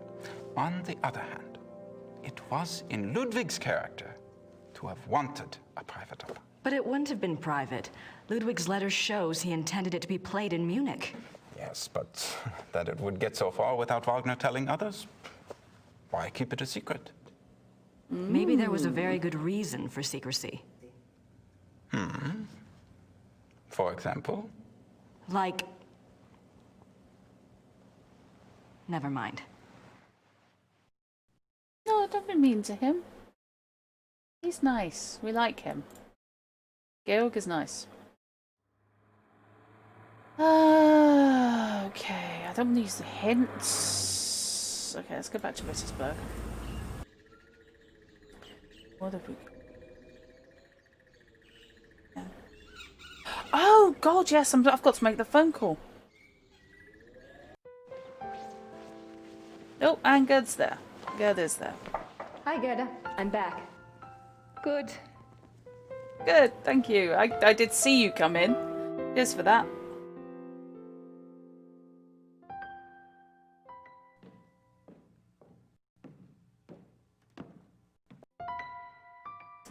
Okay, there is a phone in the library, if I recall correctly.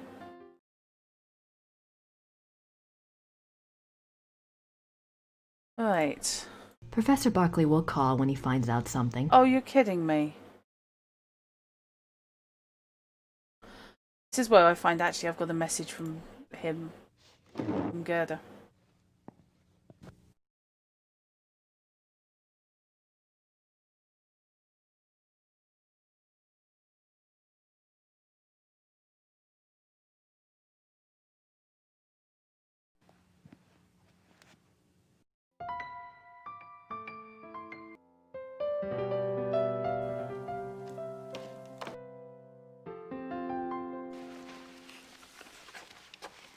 Gerda?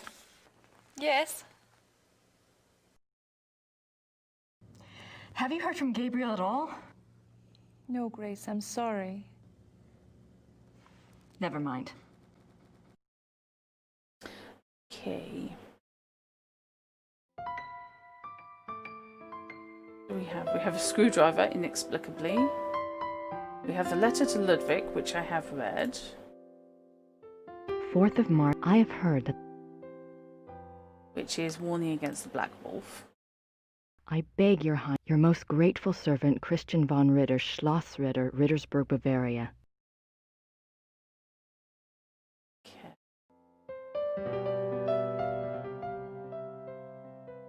So, tab.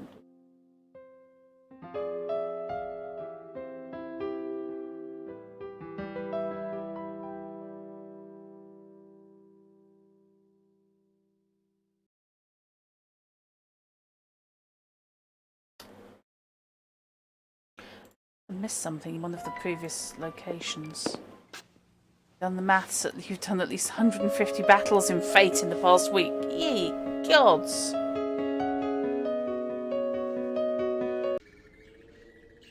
Been live for 2 hours. Hydration reminder. Indeed, actually, good point. Because I'm talking quite a lot.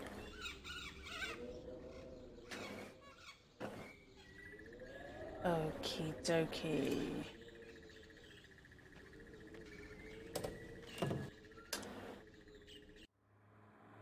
I think I've played out the Wagner Museum for now. Neuschwanstein, I didn't really have anything to do, just a quick look around. So let's go back to Herrn Kimsey.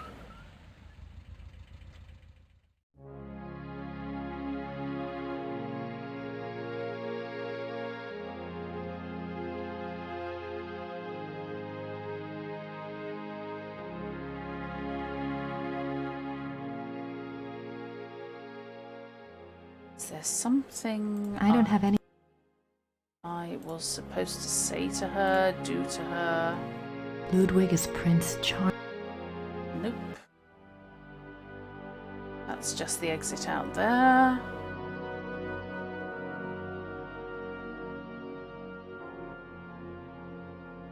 Display room 2.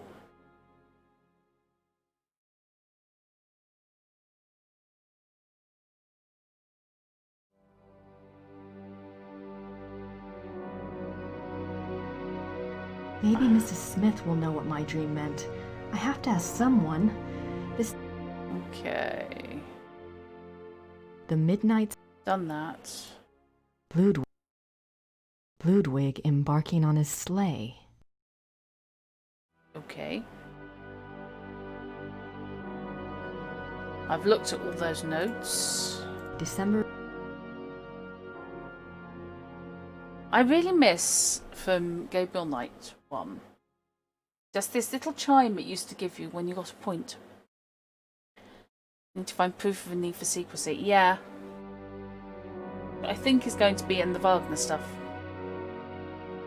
I have no idea what that says. Look. I have no idea what that says. Looks old, though. And unfortunately you can't ask. Ludwig's death mask. Wow. Yeah, they seem to come in 6-packs. Okay. June 7th, 18... Ludwig... Oh no, that's Ludwig getting arrested. Okay, fine. June 18th, 1886. Ludwig's funeral procession marches through the... Ludwig's body is entombed in the Wittelsbach crypt at... Okay. June 13th, 1886. Oh. At Berg, Ludwig seems cooperative and coherent. Dr. Guden writes to the government that he has Ludwig well under control. The two men go out for a walk, and Dr. Guden is so confident he dismisses the guards. When Ludwig and the doctor do not return after several hours, a search is undertaken. The bodies of the two men are found in the lake, drowned. Circumstances unknown. Okay.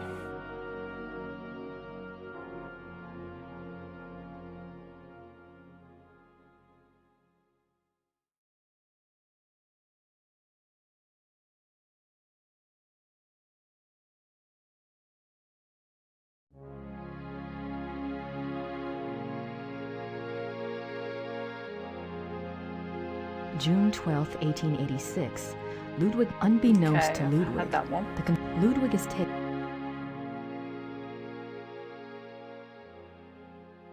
I've done that.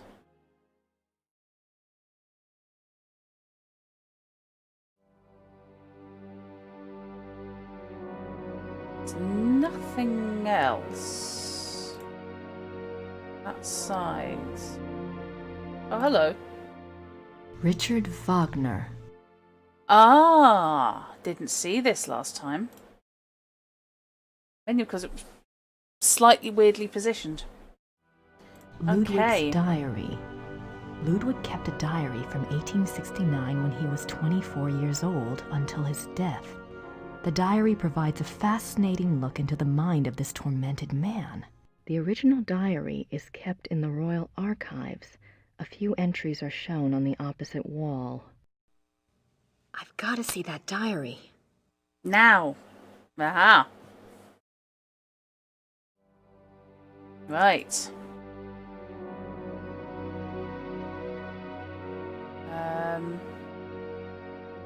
Anything else in there?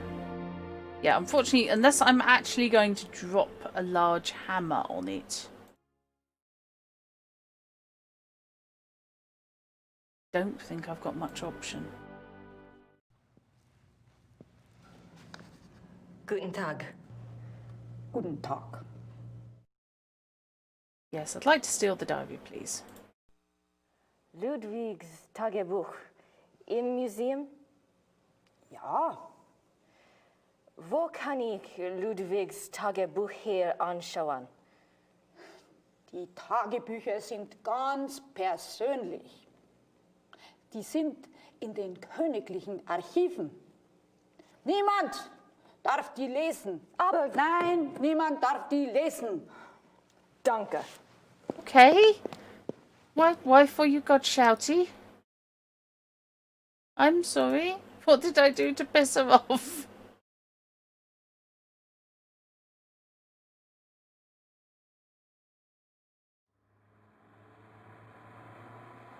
Guten Tag, ich bin ein international art thief. Yes, we had a shouting match for reasons known to somebody else. Okay.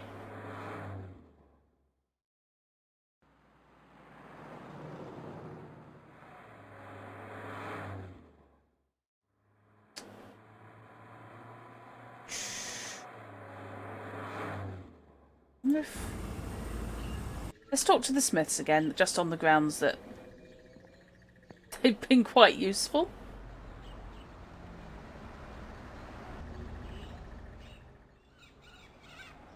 Pissing her off is done by appearing at her desk. I got the sentiment behind what she was saying, Mecky. I didn't actually get the I wording. don't have anything to say to Herr Huber. Okay, which means I can't talk to the Smiths. Right, fine.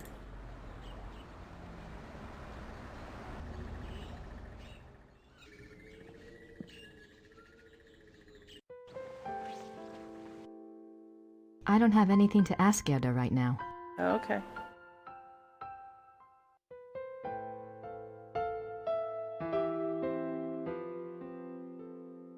Bert Barkley knows more about history than I ever will.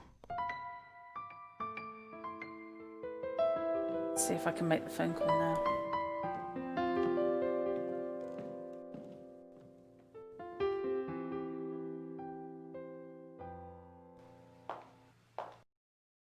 Just let me phone the man from the museum. Or university even, not museum. Oh! Okay, now I can. Cool.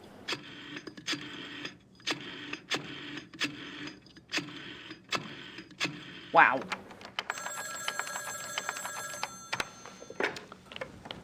Hello? Hi, Professor Barkley. It's Grace. Oh, good. I have a name for you. It's Herr Josef Dahlmeier, and he specializes in Bavarian history, and I think he's somewhere near you are. Oh, that's helpful. Dahlmeier. Great, got a number? Yeah, I do. It's 4982-555-2234. Thanks a lot. Sorry about the bother. That's no bother. When are you coming back to school, Gracie? When I figure it out, I'll let you know. Well, be good.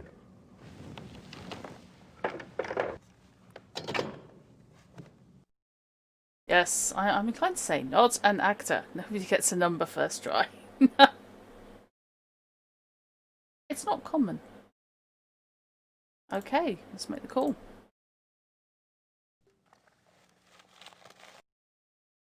Who should I call? Okay, what happened? I already have an appointment with Herr Dahlmeier. Okay, did you register 2 clicks when they only made 1? I wonder what her notebook says. I wonder if she's recorded that convo. Oh no, we have entrances. Herren Chiemsee. Ludwig wrote a letter to the Munich conductor in 1882 telling him to prepare for a new Wagner opera, but then refused to see the man. Nothing more was ever heard about this new opera. Was there something new, or was Ludwig crazy? Okay, so we do have Grace's thoughts. Herren Chiemsee. Ludwig supported Wagner financially, called him the great friend. Neuschwanstein. The entire castle is decorated on themes from classical heroic German dramas, a taste Ludwig shared with composer Richard Wagner. In fact, most of the stories illustrated at Neuschwanstein are ones Wagner wrote operas about. Okay. Right. Mrs. Smith claims to not know anything about the Black Wolf. She says she was channeling the message from someone else. She says she doesn't know who, but that the force was very powerful. She wants to help get to the bottom of it. I suppose I could use the help, even if she is a bit odd. Yeah, and the Grand Canyon's a bit deep. Grace has thoughts. Yes, Grace has thoughts. Grace has her own thoughts. I mean, clearly they are filtered through a thick cloud of cynicism. Last night, a man and woman from Pennsylvania showed up at the castle to meet the Schattenjäger. The woman, Mrs. Smith, seemed to go into a trance and warned me about the Black Wolf. 3 Black Wolves? That's a little hard to believe. I'll keep this under the Black Wolf section until I learn more about it. Okay. Let's go back to the start of the book. Gerda says that Gabriel's on a case for Werner Huber, who runs the Gasthof in town. She won't tell me what it's about, though. Oh, this is comedy. She says he's staying somewhere near Munich. Werner Huber says that Gabriel's case concerns werewolves. There's a lot of exclamation marks going on Did there. I mention that Gabriel is a pig? Good thing I'm doing all this for me. Gabriel claims he's doing just fine on the case. He's investigating a suspect at the Hunt Club. He didn't send an address. Fine. I have my own eggs to fry. Okay. Werner Huber says that there was a werewolf trial in Rittersburg. He thinks it occurred sometime in the 1700s. Think I'll look into it. Victor Ritter's journal. I think I found the werewolf trial Werner mentioned. An entry dated April 20th, 1750 describes how Victor trapped a black wolf that was supposedly a werewolf. Victor wounded it in the chest. It was brought to Rittersburg. Not sure why or what happened next. The Schattenjägers didn't involve themselves in the trial, it seems. I found a letter in the werewolf lore book. It was dated 1864 and was written by a Schattenjäger, Christian Ritter, to King Ludwig II of Bavaria. It warned him about someone called the Black Wolf. Not sure if it's related to werewolves or not, but the letter was in the werewolf book. Find out more about this subject if possible. 3 black wolves, 3 black wolves, see how the chase, see how the chase.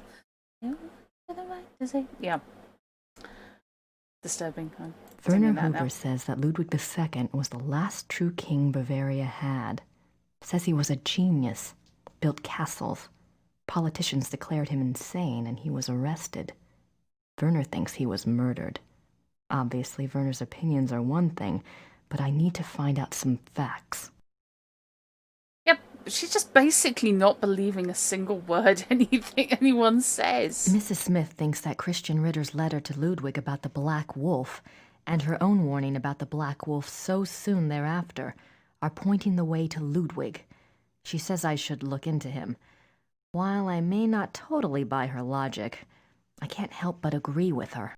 Fair enough. Last night... Oh no, that's alright. We're fine. Okay, so let's save that. Okay, looks like we should have somewhere new to go.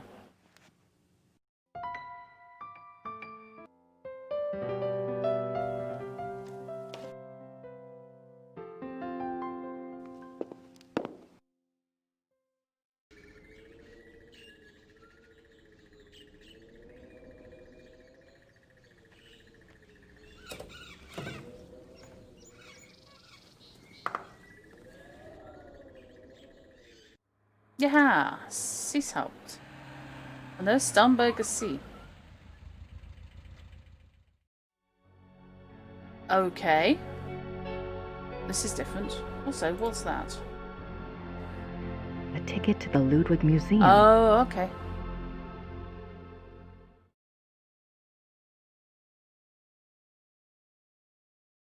Right. This is nice.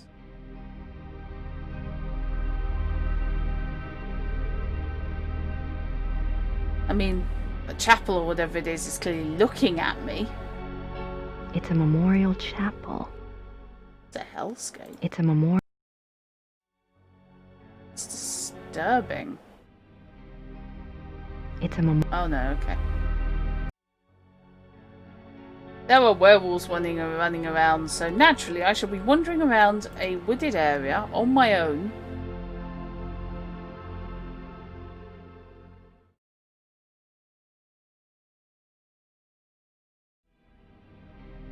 Okay, what's all this?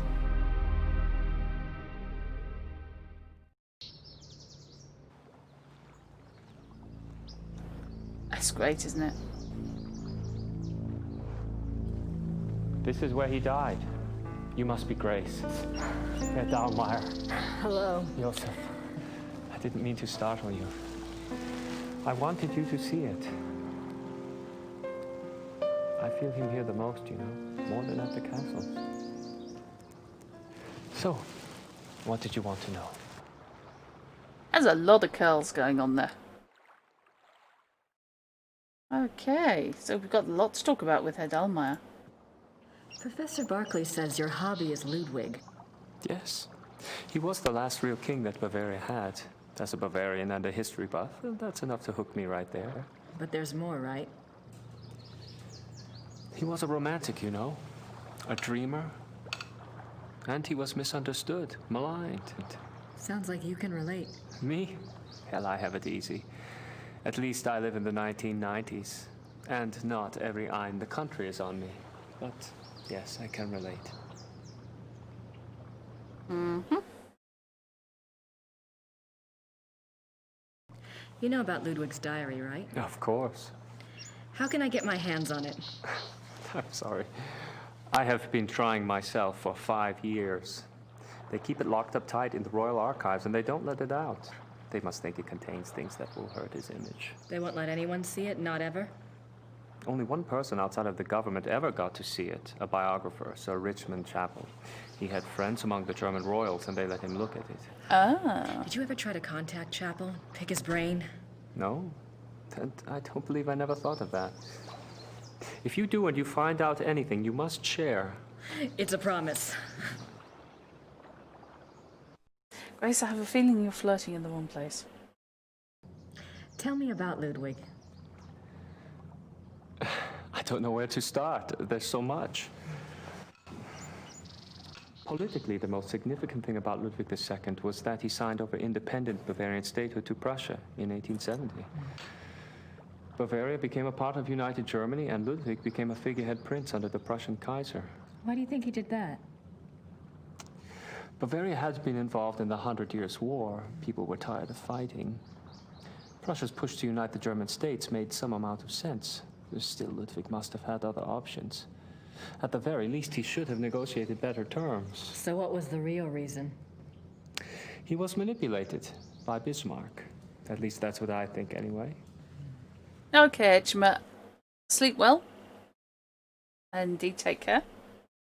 Nice to have you. What about Ludwig personally? You'll find two perspectives on Ludwig.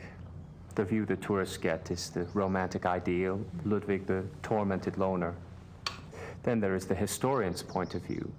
Ludwig was plagued with guilt over his sexual orientation and was driven mad with self-loathing. But I take it you're not buying either point of view. Well, it's all too convenient, isn't it?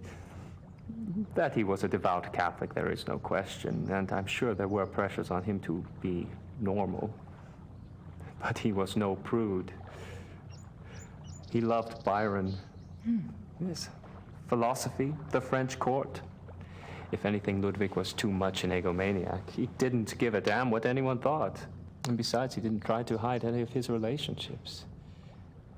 If he suffered from anything in his romantic life, it was disillusionment. No one loved him back as purely as he himself loved.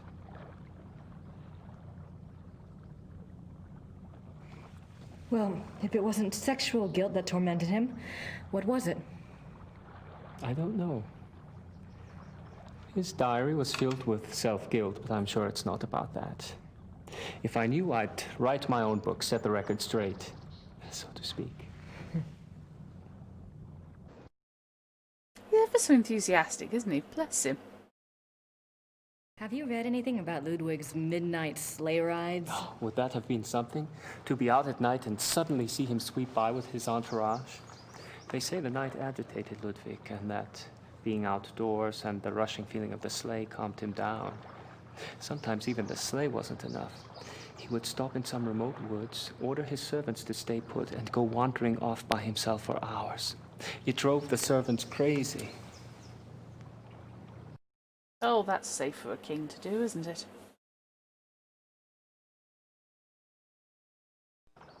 Tell me about Bismarck. Oh, Bismarck. He was the Prussian Kaiser's chancellor. Not a nice man. Bismarck had a reputation for learning people's weaknesses and manipulating them.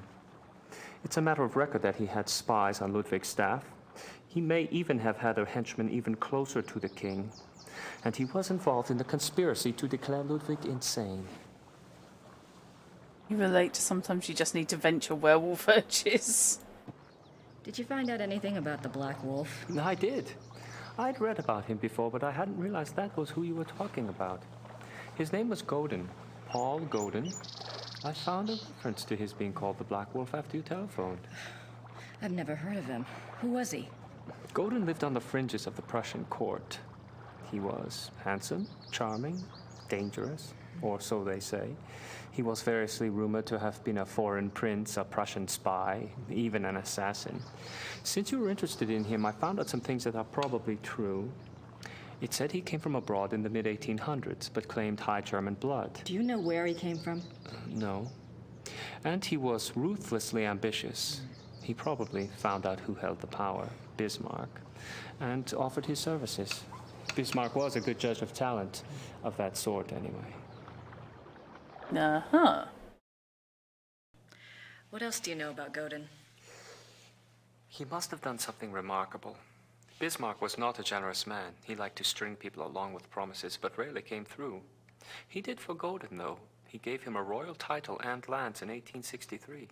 Okay. And that was the last reference I found to him. Well, how could he just disappear? It's not that unusual.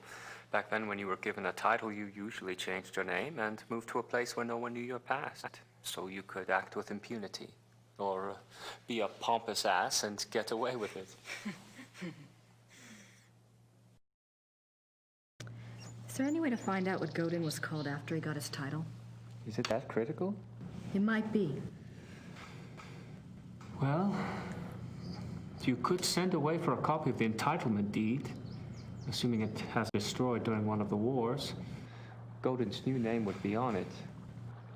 But you would need a research permit from the government to access those records, and they can be very hard to get. A lot of red tape. Great. Mm-hmm. You want to act with impunity, Robinson, or you want to gain the title and be a pompous arse? What do you know about Ludwig's hunting accident?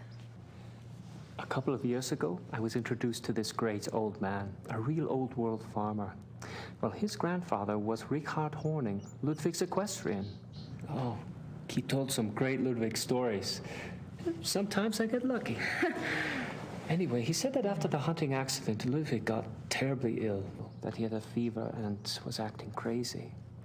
They were afraid that the wolf had been carrying a disease or that the bite had gone septic. A wolf bit him? Yeah, it's not so usual.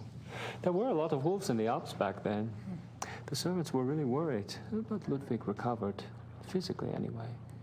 Horning's grandfather said it was the fever that broke Ludwig's mind, that he was worse than ever after that.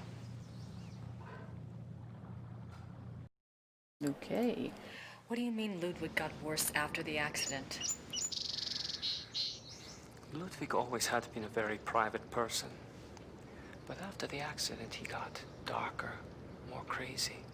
Towards the end, he was even forcing his servants to enter his chambers bent over so they couldn't see his face.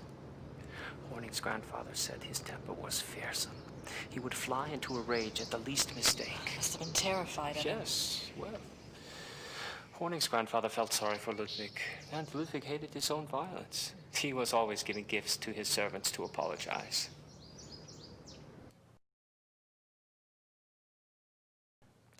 You mentioned that there were other reasons why Ludwig's servants feared him. Ah, that's another of Horning's mysteries. There's a story about Neuschwanstein. Apparently there was a period of time of 2 or 3 months when Wagner would come and visit him Wagner? there. Yeah. The two would lock themselves in the singers' hall. Horning's grandfather said the sounds that came from there were awful.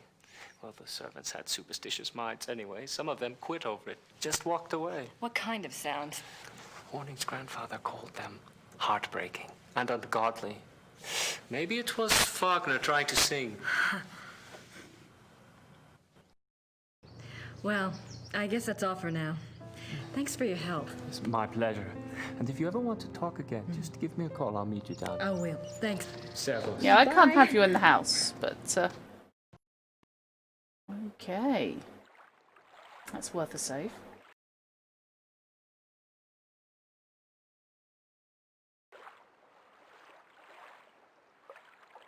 I wonder what it felt like under there. I wonder...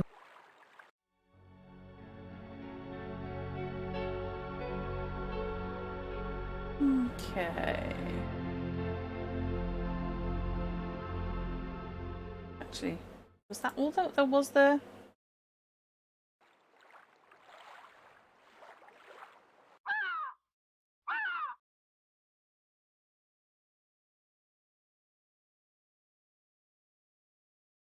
This is where they found Ludwig's body. Ah, okay. This is... Okay. So were one trying to contact Ludwig? It strikes me as that would be a damn good place.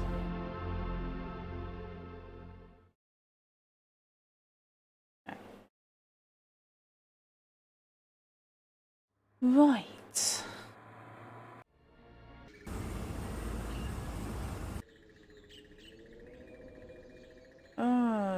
Let's go talk to the Smiths now, because I should have something more for them.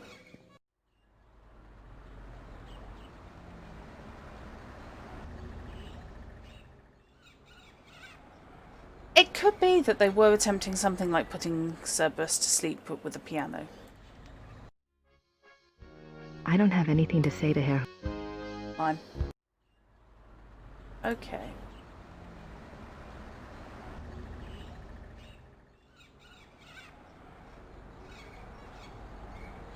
I want to talk to the guy who wrote the biography. I wonder if that's the one I'm wandering around with, actually. Richmond Chapel. And we have his number.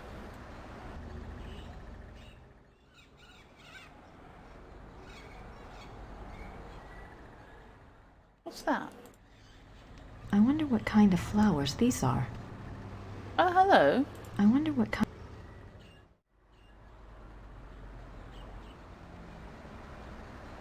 Fair enough. Well, daylilies slightly.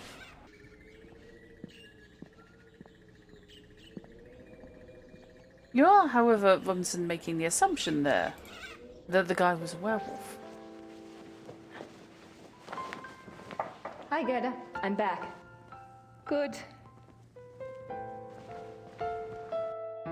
Now Gerda and Grace getting on together. We like that. That's far better than the atmosphere. Okay, let's call... Oi! Stop it. Let's call a chapel. Which is the weirdest spelling of chapel I've seen in a long while.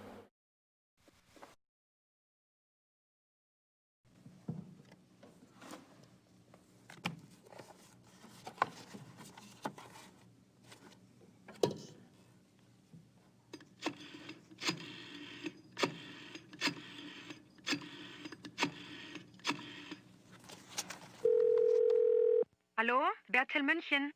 Hi, I have a book of yours on Ludwig II. The author's name is Sir Richmond Chapel. Yes, how can I help you?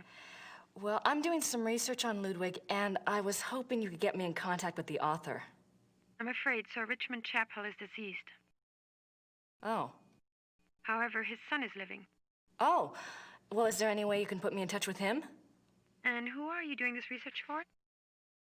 Well, I'm working with Professor Barkley from Yale University. All right.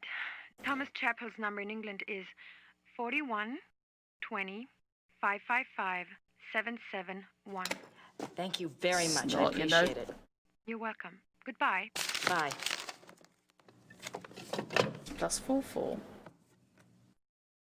Okay, no time like the present. Yeah, totally British number, Robinson.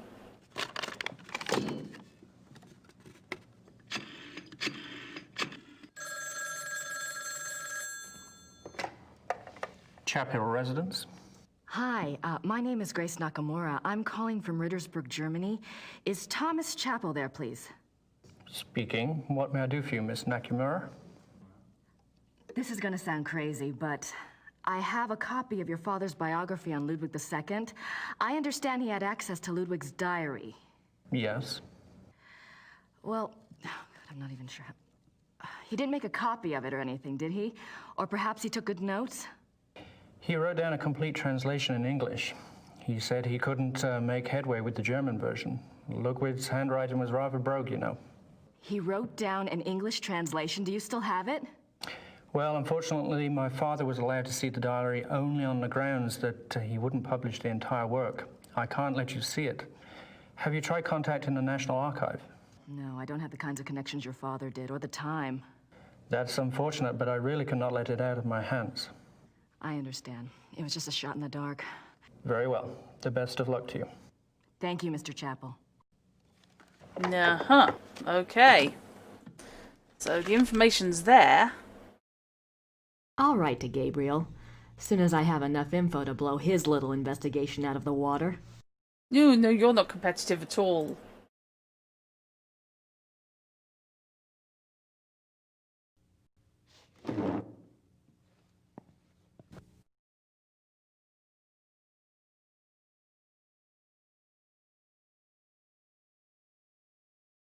So, what do we think? Chapel won't send us the translation, which is fair. Completely.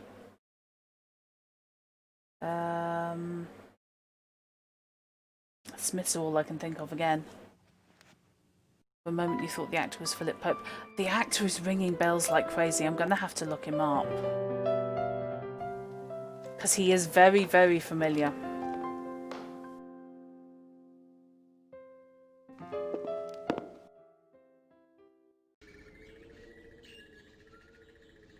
Yay.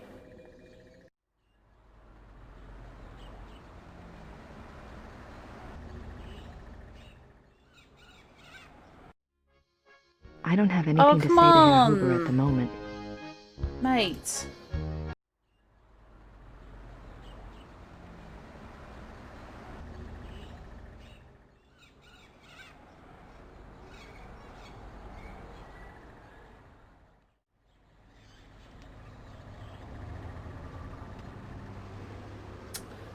Okay.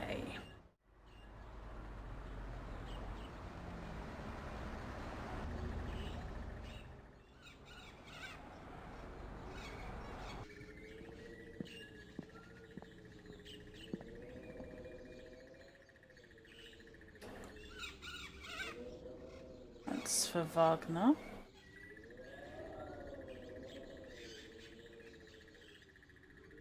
Schloss Ritter. I called Chapel's son, but he won't let me see the diary. Dahlmeier says Ludwig took his train or sleigh out at night because he was restless. Sometimes even the motion of the sleigh wouldn't be enough, and he'd stop and go wandering alone in the woods for hours. Tell me, friends and neighbors, what do you think he did out in the woods at night alone? Dahlmeier says Ludwig's hunting accident involved Ludwig being bitten by a wolf. His servants claim Ludwig was never the same after that the fever from the bite broke his mind. They suspected the wolf was diseased. Perhaps they were right. I wonder if Georg has anything more for me now.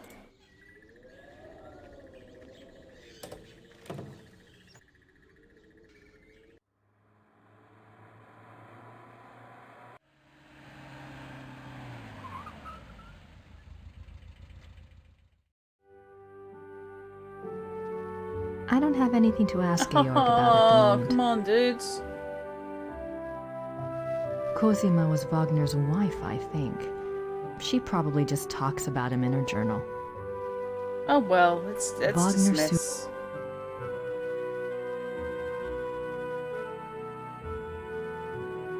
Okay.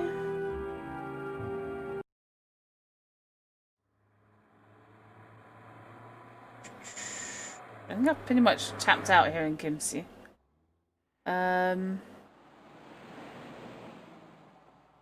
Schwanstein. I'm thinking I'm missing something in Rittersburg.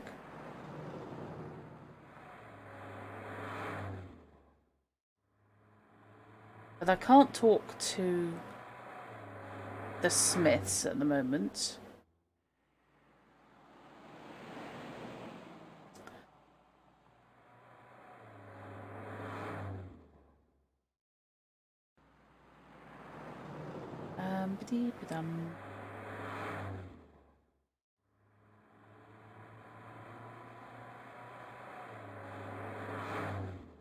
I'm trying to think what else I can use.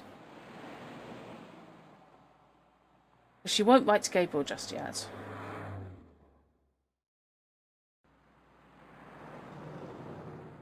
I missed something at Neuschwanstein.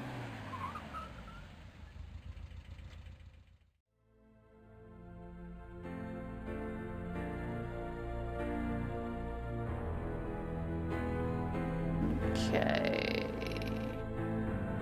A brief pixel Our tour hunt. begins. Oh, no, we've Ludwig's done this. passion was building cat. In addition to his obsession. Okay. So, just checking that there's no other rooms that I've managed to miss. Maybe now I know about the hunting. Yes, the final opera thing might have a clue. Yeah. Pardon me. The trouble is, I can't talk to Georg. He has nothing to say to me. Did they have running water? Maybe Ludwig thought all this luxury would...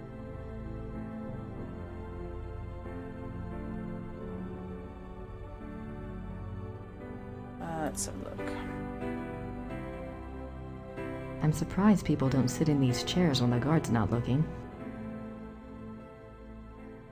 These linens look seriously expensive. Okay. The Miracle of the Grail. That's not imposing at all. Out there. More swans. The swan motif is featured throughout the castle, but it is particularly prominent in this room. The painting behind the swan. Okay. I can almost picture Ludwig in here. I wonder what he really dreamt about in this room. We don't know, and that may be a good thing.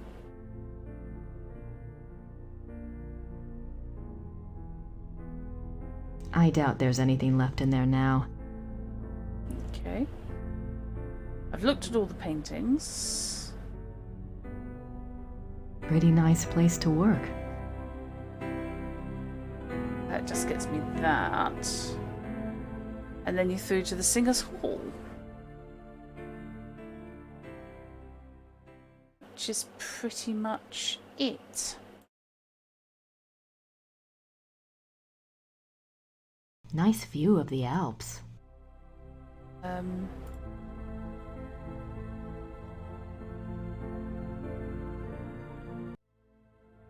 then you're out.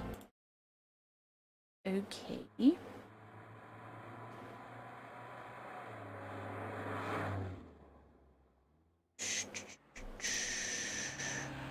Okay, let's see if there's any more of the Wagner stuff actually at his museum that I can make sense of.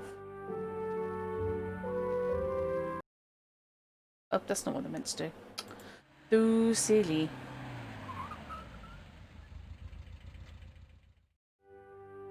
Maybe the wall painting could be a clue to what bit him.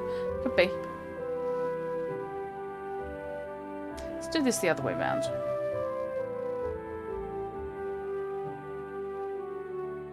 This must be a model of Wagner's own theater. Okay.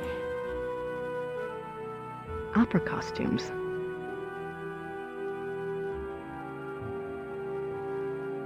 And that's just production drawings. These look like production designs. I don't see anything that looks like those wolf paintings in Neuschwanstein, though. Okie dokie.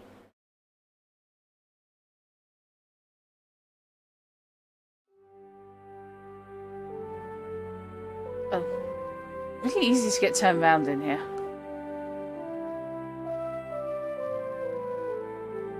That's the thing about the diagram. Ludwig's...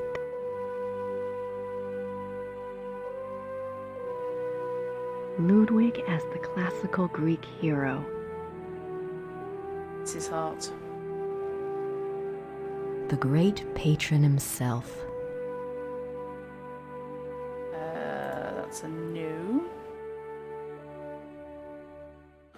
That's Wagner's death mask. Wagner's death. That's not click-onable. And his desk. It's a letter from a Monsieur Beaujolais. Wasn't Wagner's Bayreuth Theater already built? Why would Wagner be worrying about acoustics? Okay. It looks like an architectural drawing of a theater. Every square inch. So that's just the drawing of the theatre. Okay. I don't have anything. Yes, I do. I want to talk to Georg again. Okay, let's go and have a look at the wolf painting since I can get there fairly easily. That's not where I meant to go. I'm not going near her if I can help it. She does not like me. Now, can I go to a specific room? No. No, I can't. However, I can get there fairly quickly.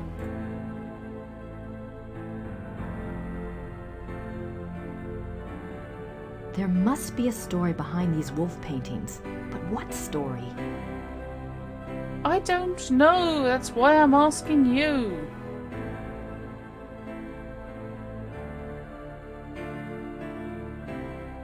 I picked up a tour tape in English on my way in. Oh, okay. And you apparently wandered off with the tape recorder. It's fine. There must be a story behind. Oh, okay. There must.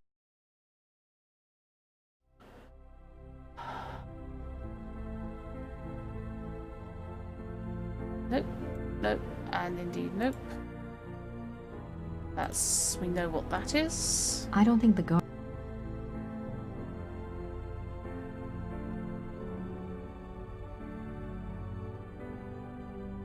Hang on, why did that have a... oh, it didn't. Okay, fine. Your two brain cells are trying their hardest. Hildegunde's imprisonment.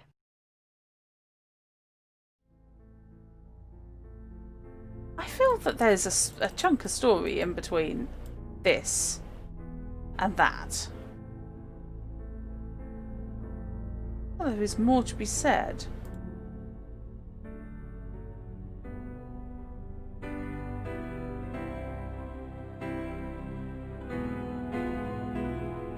Okay.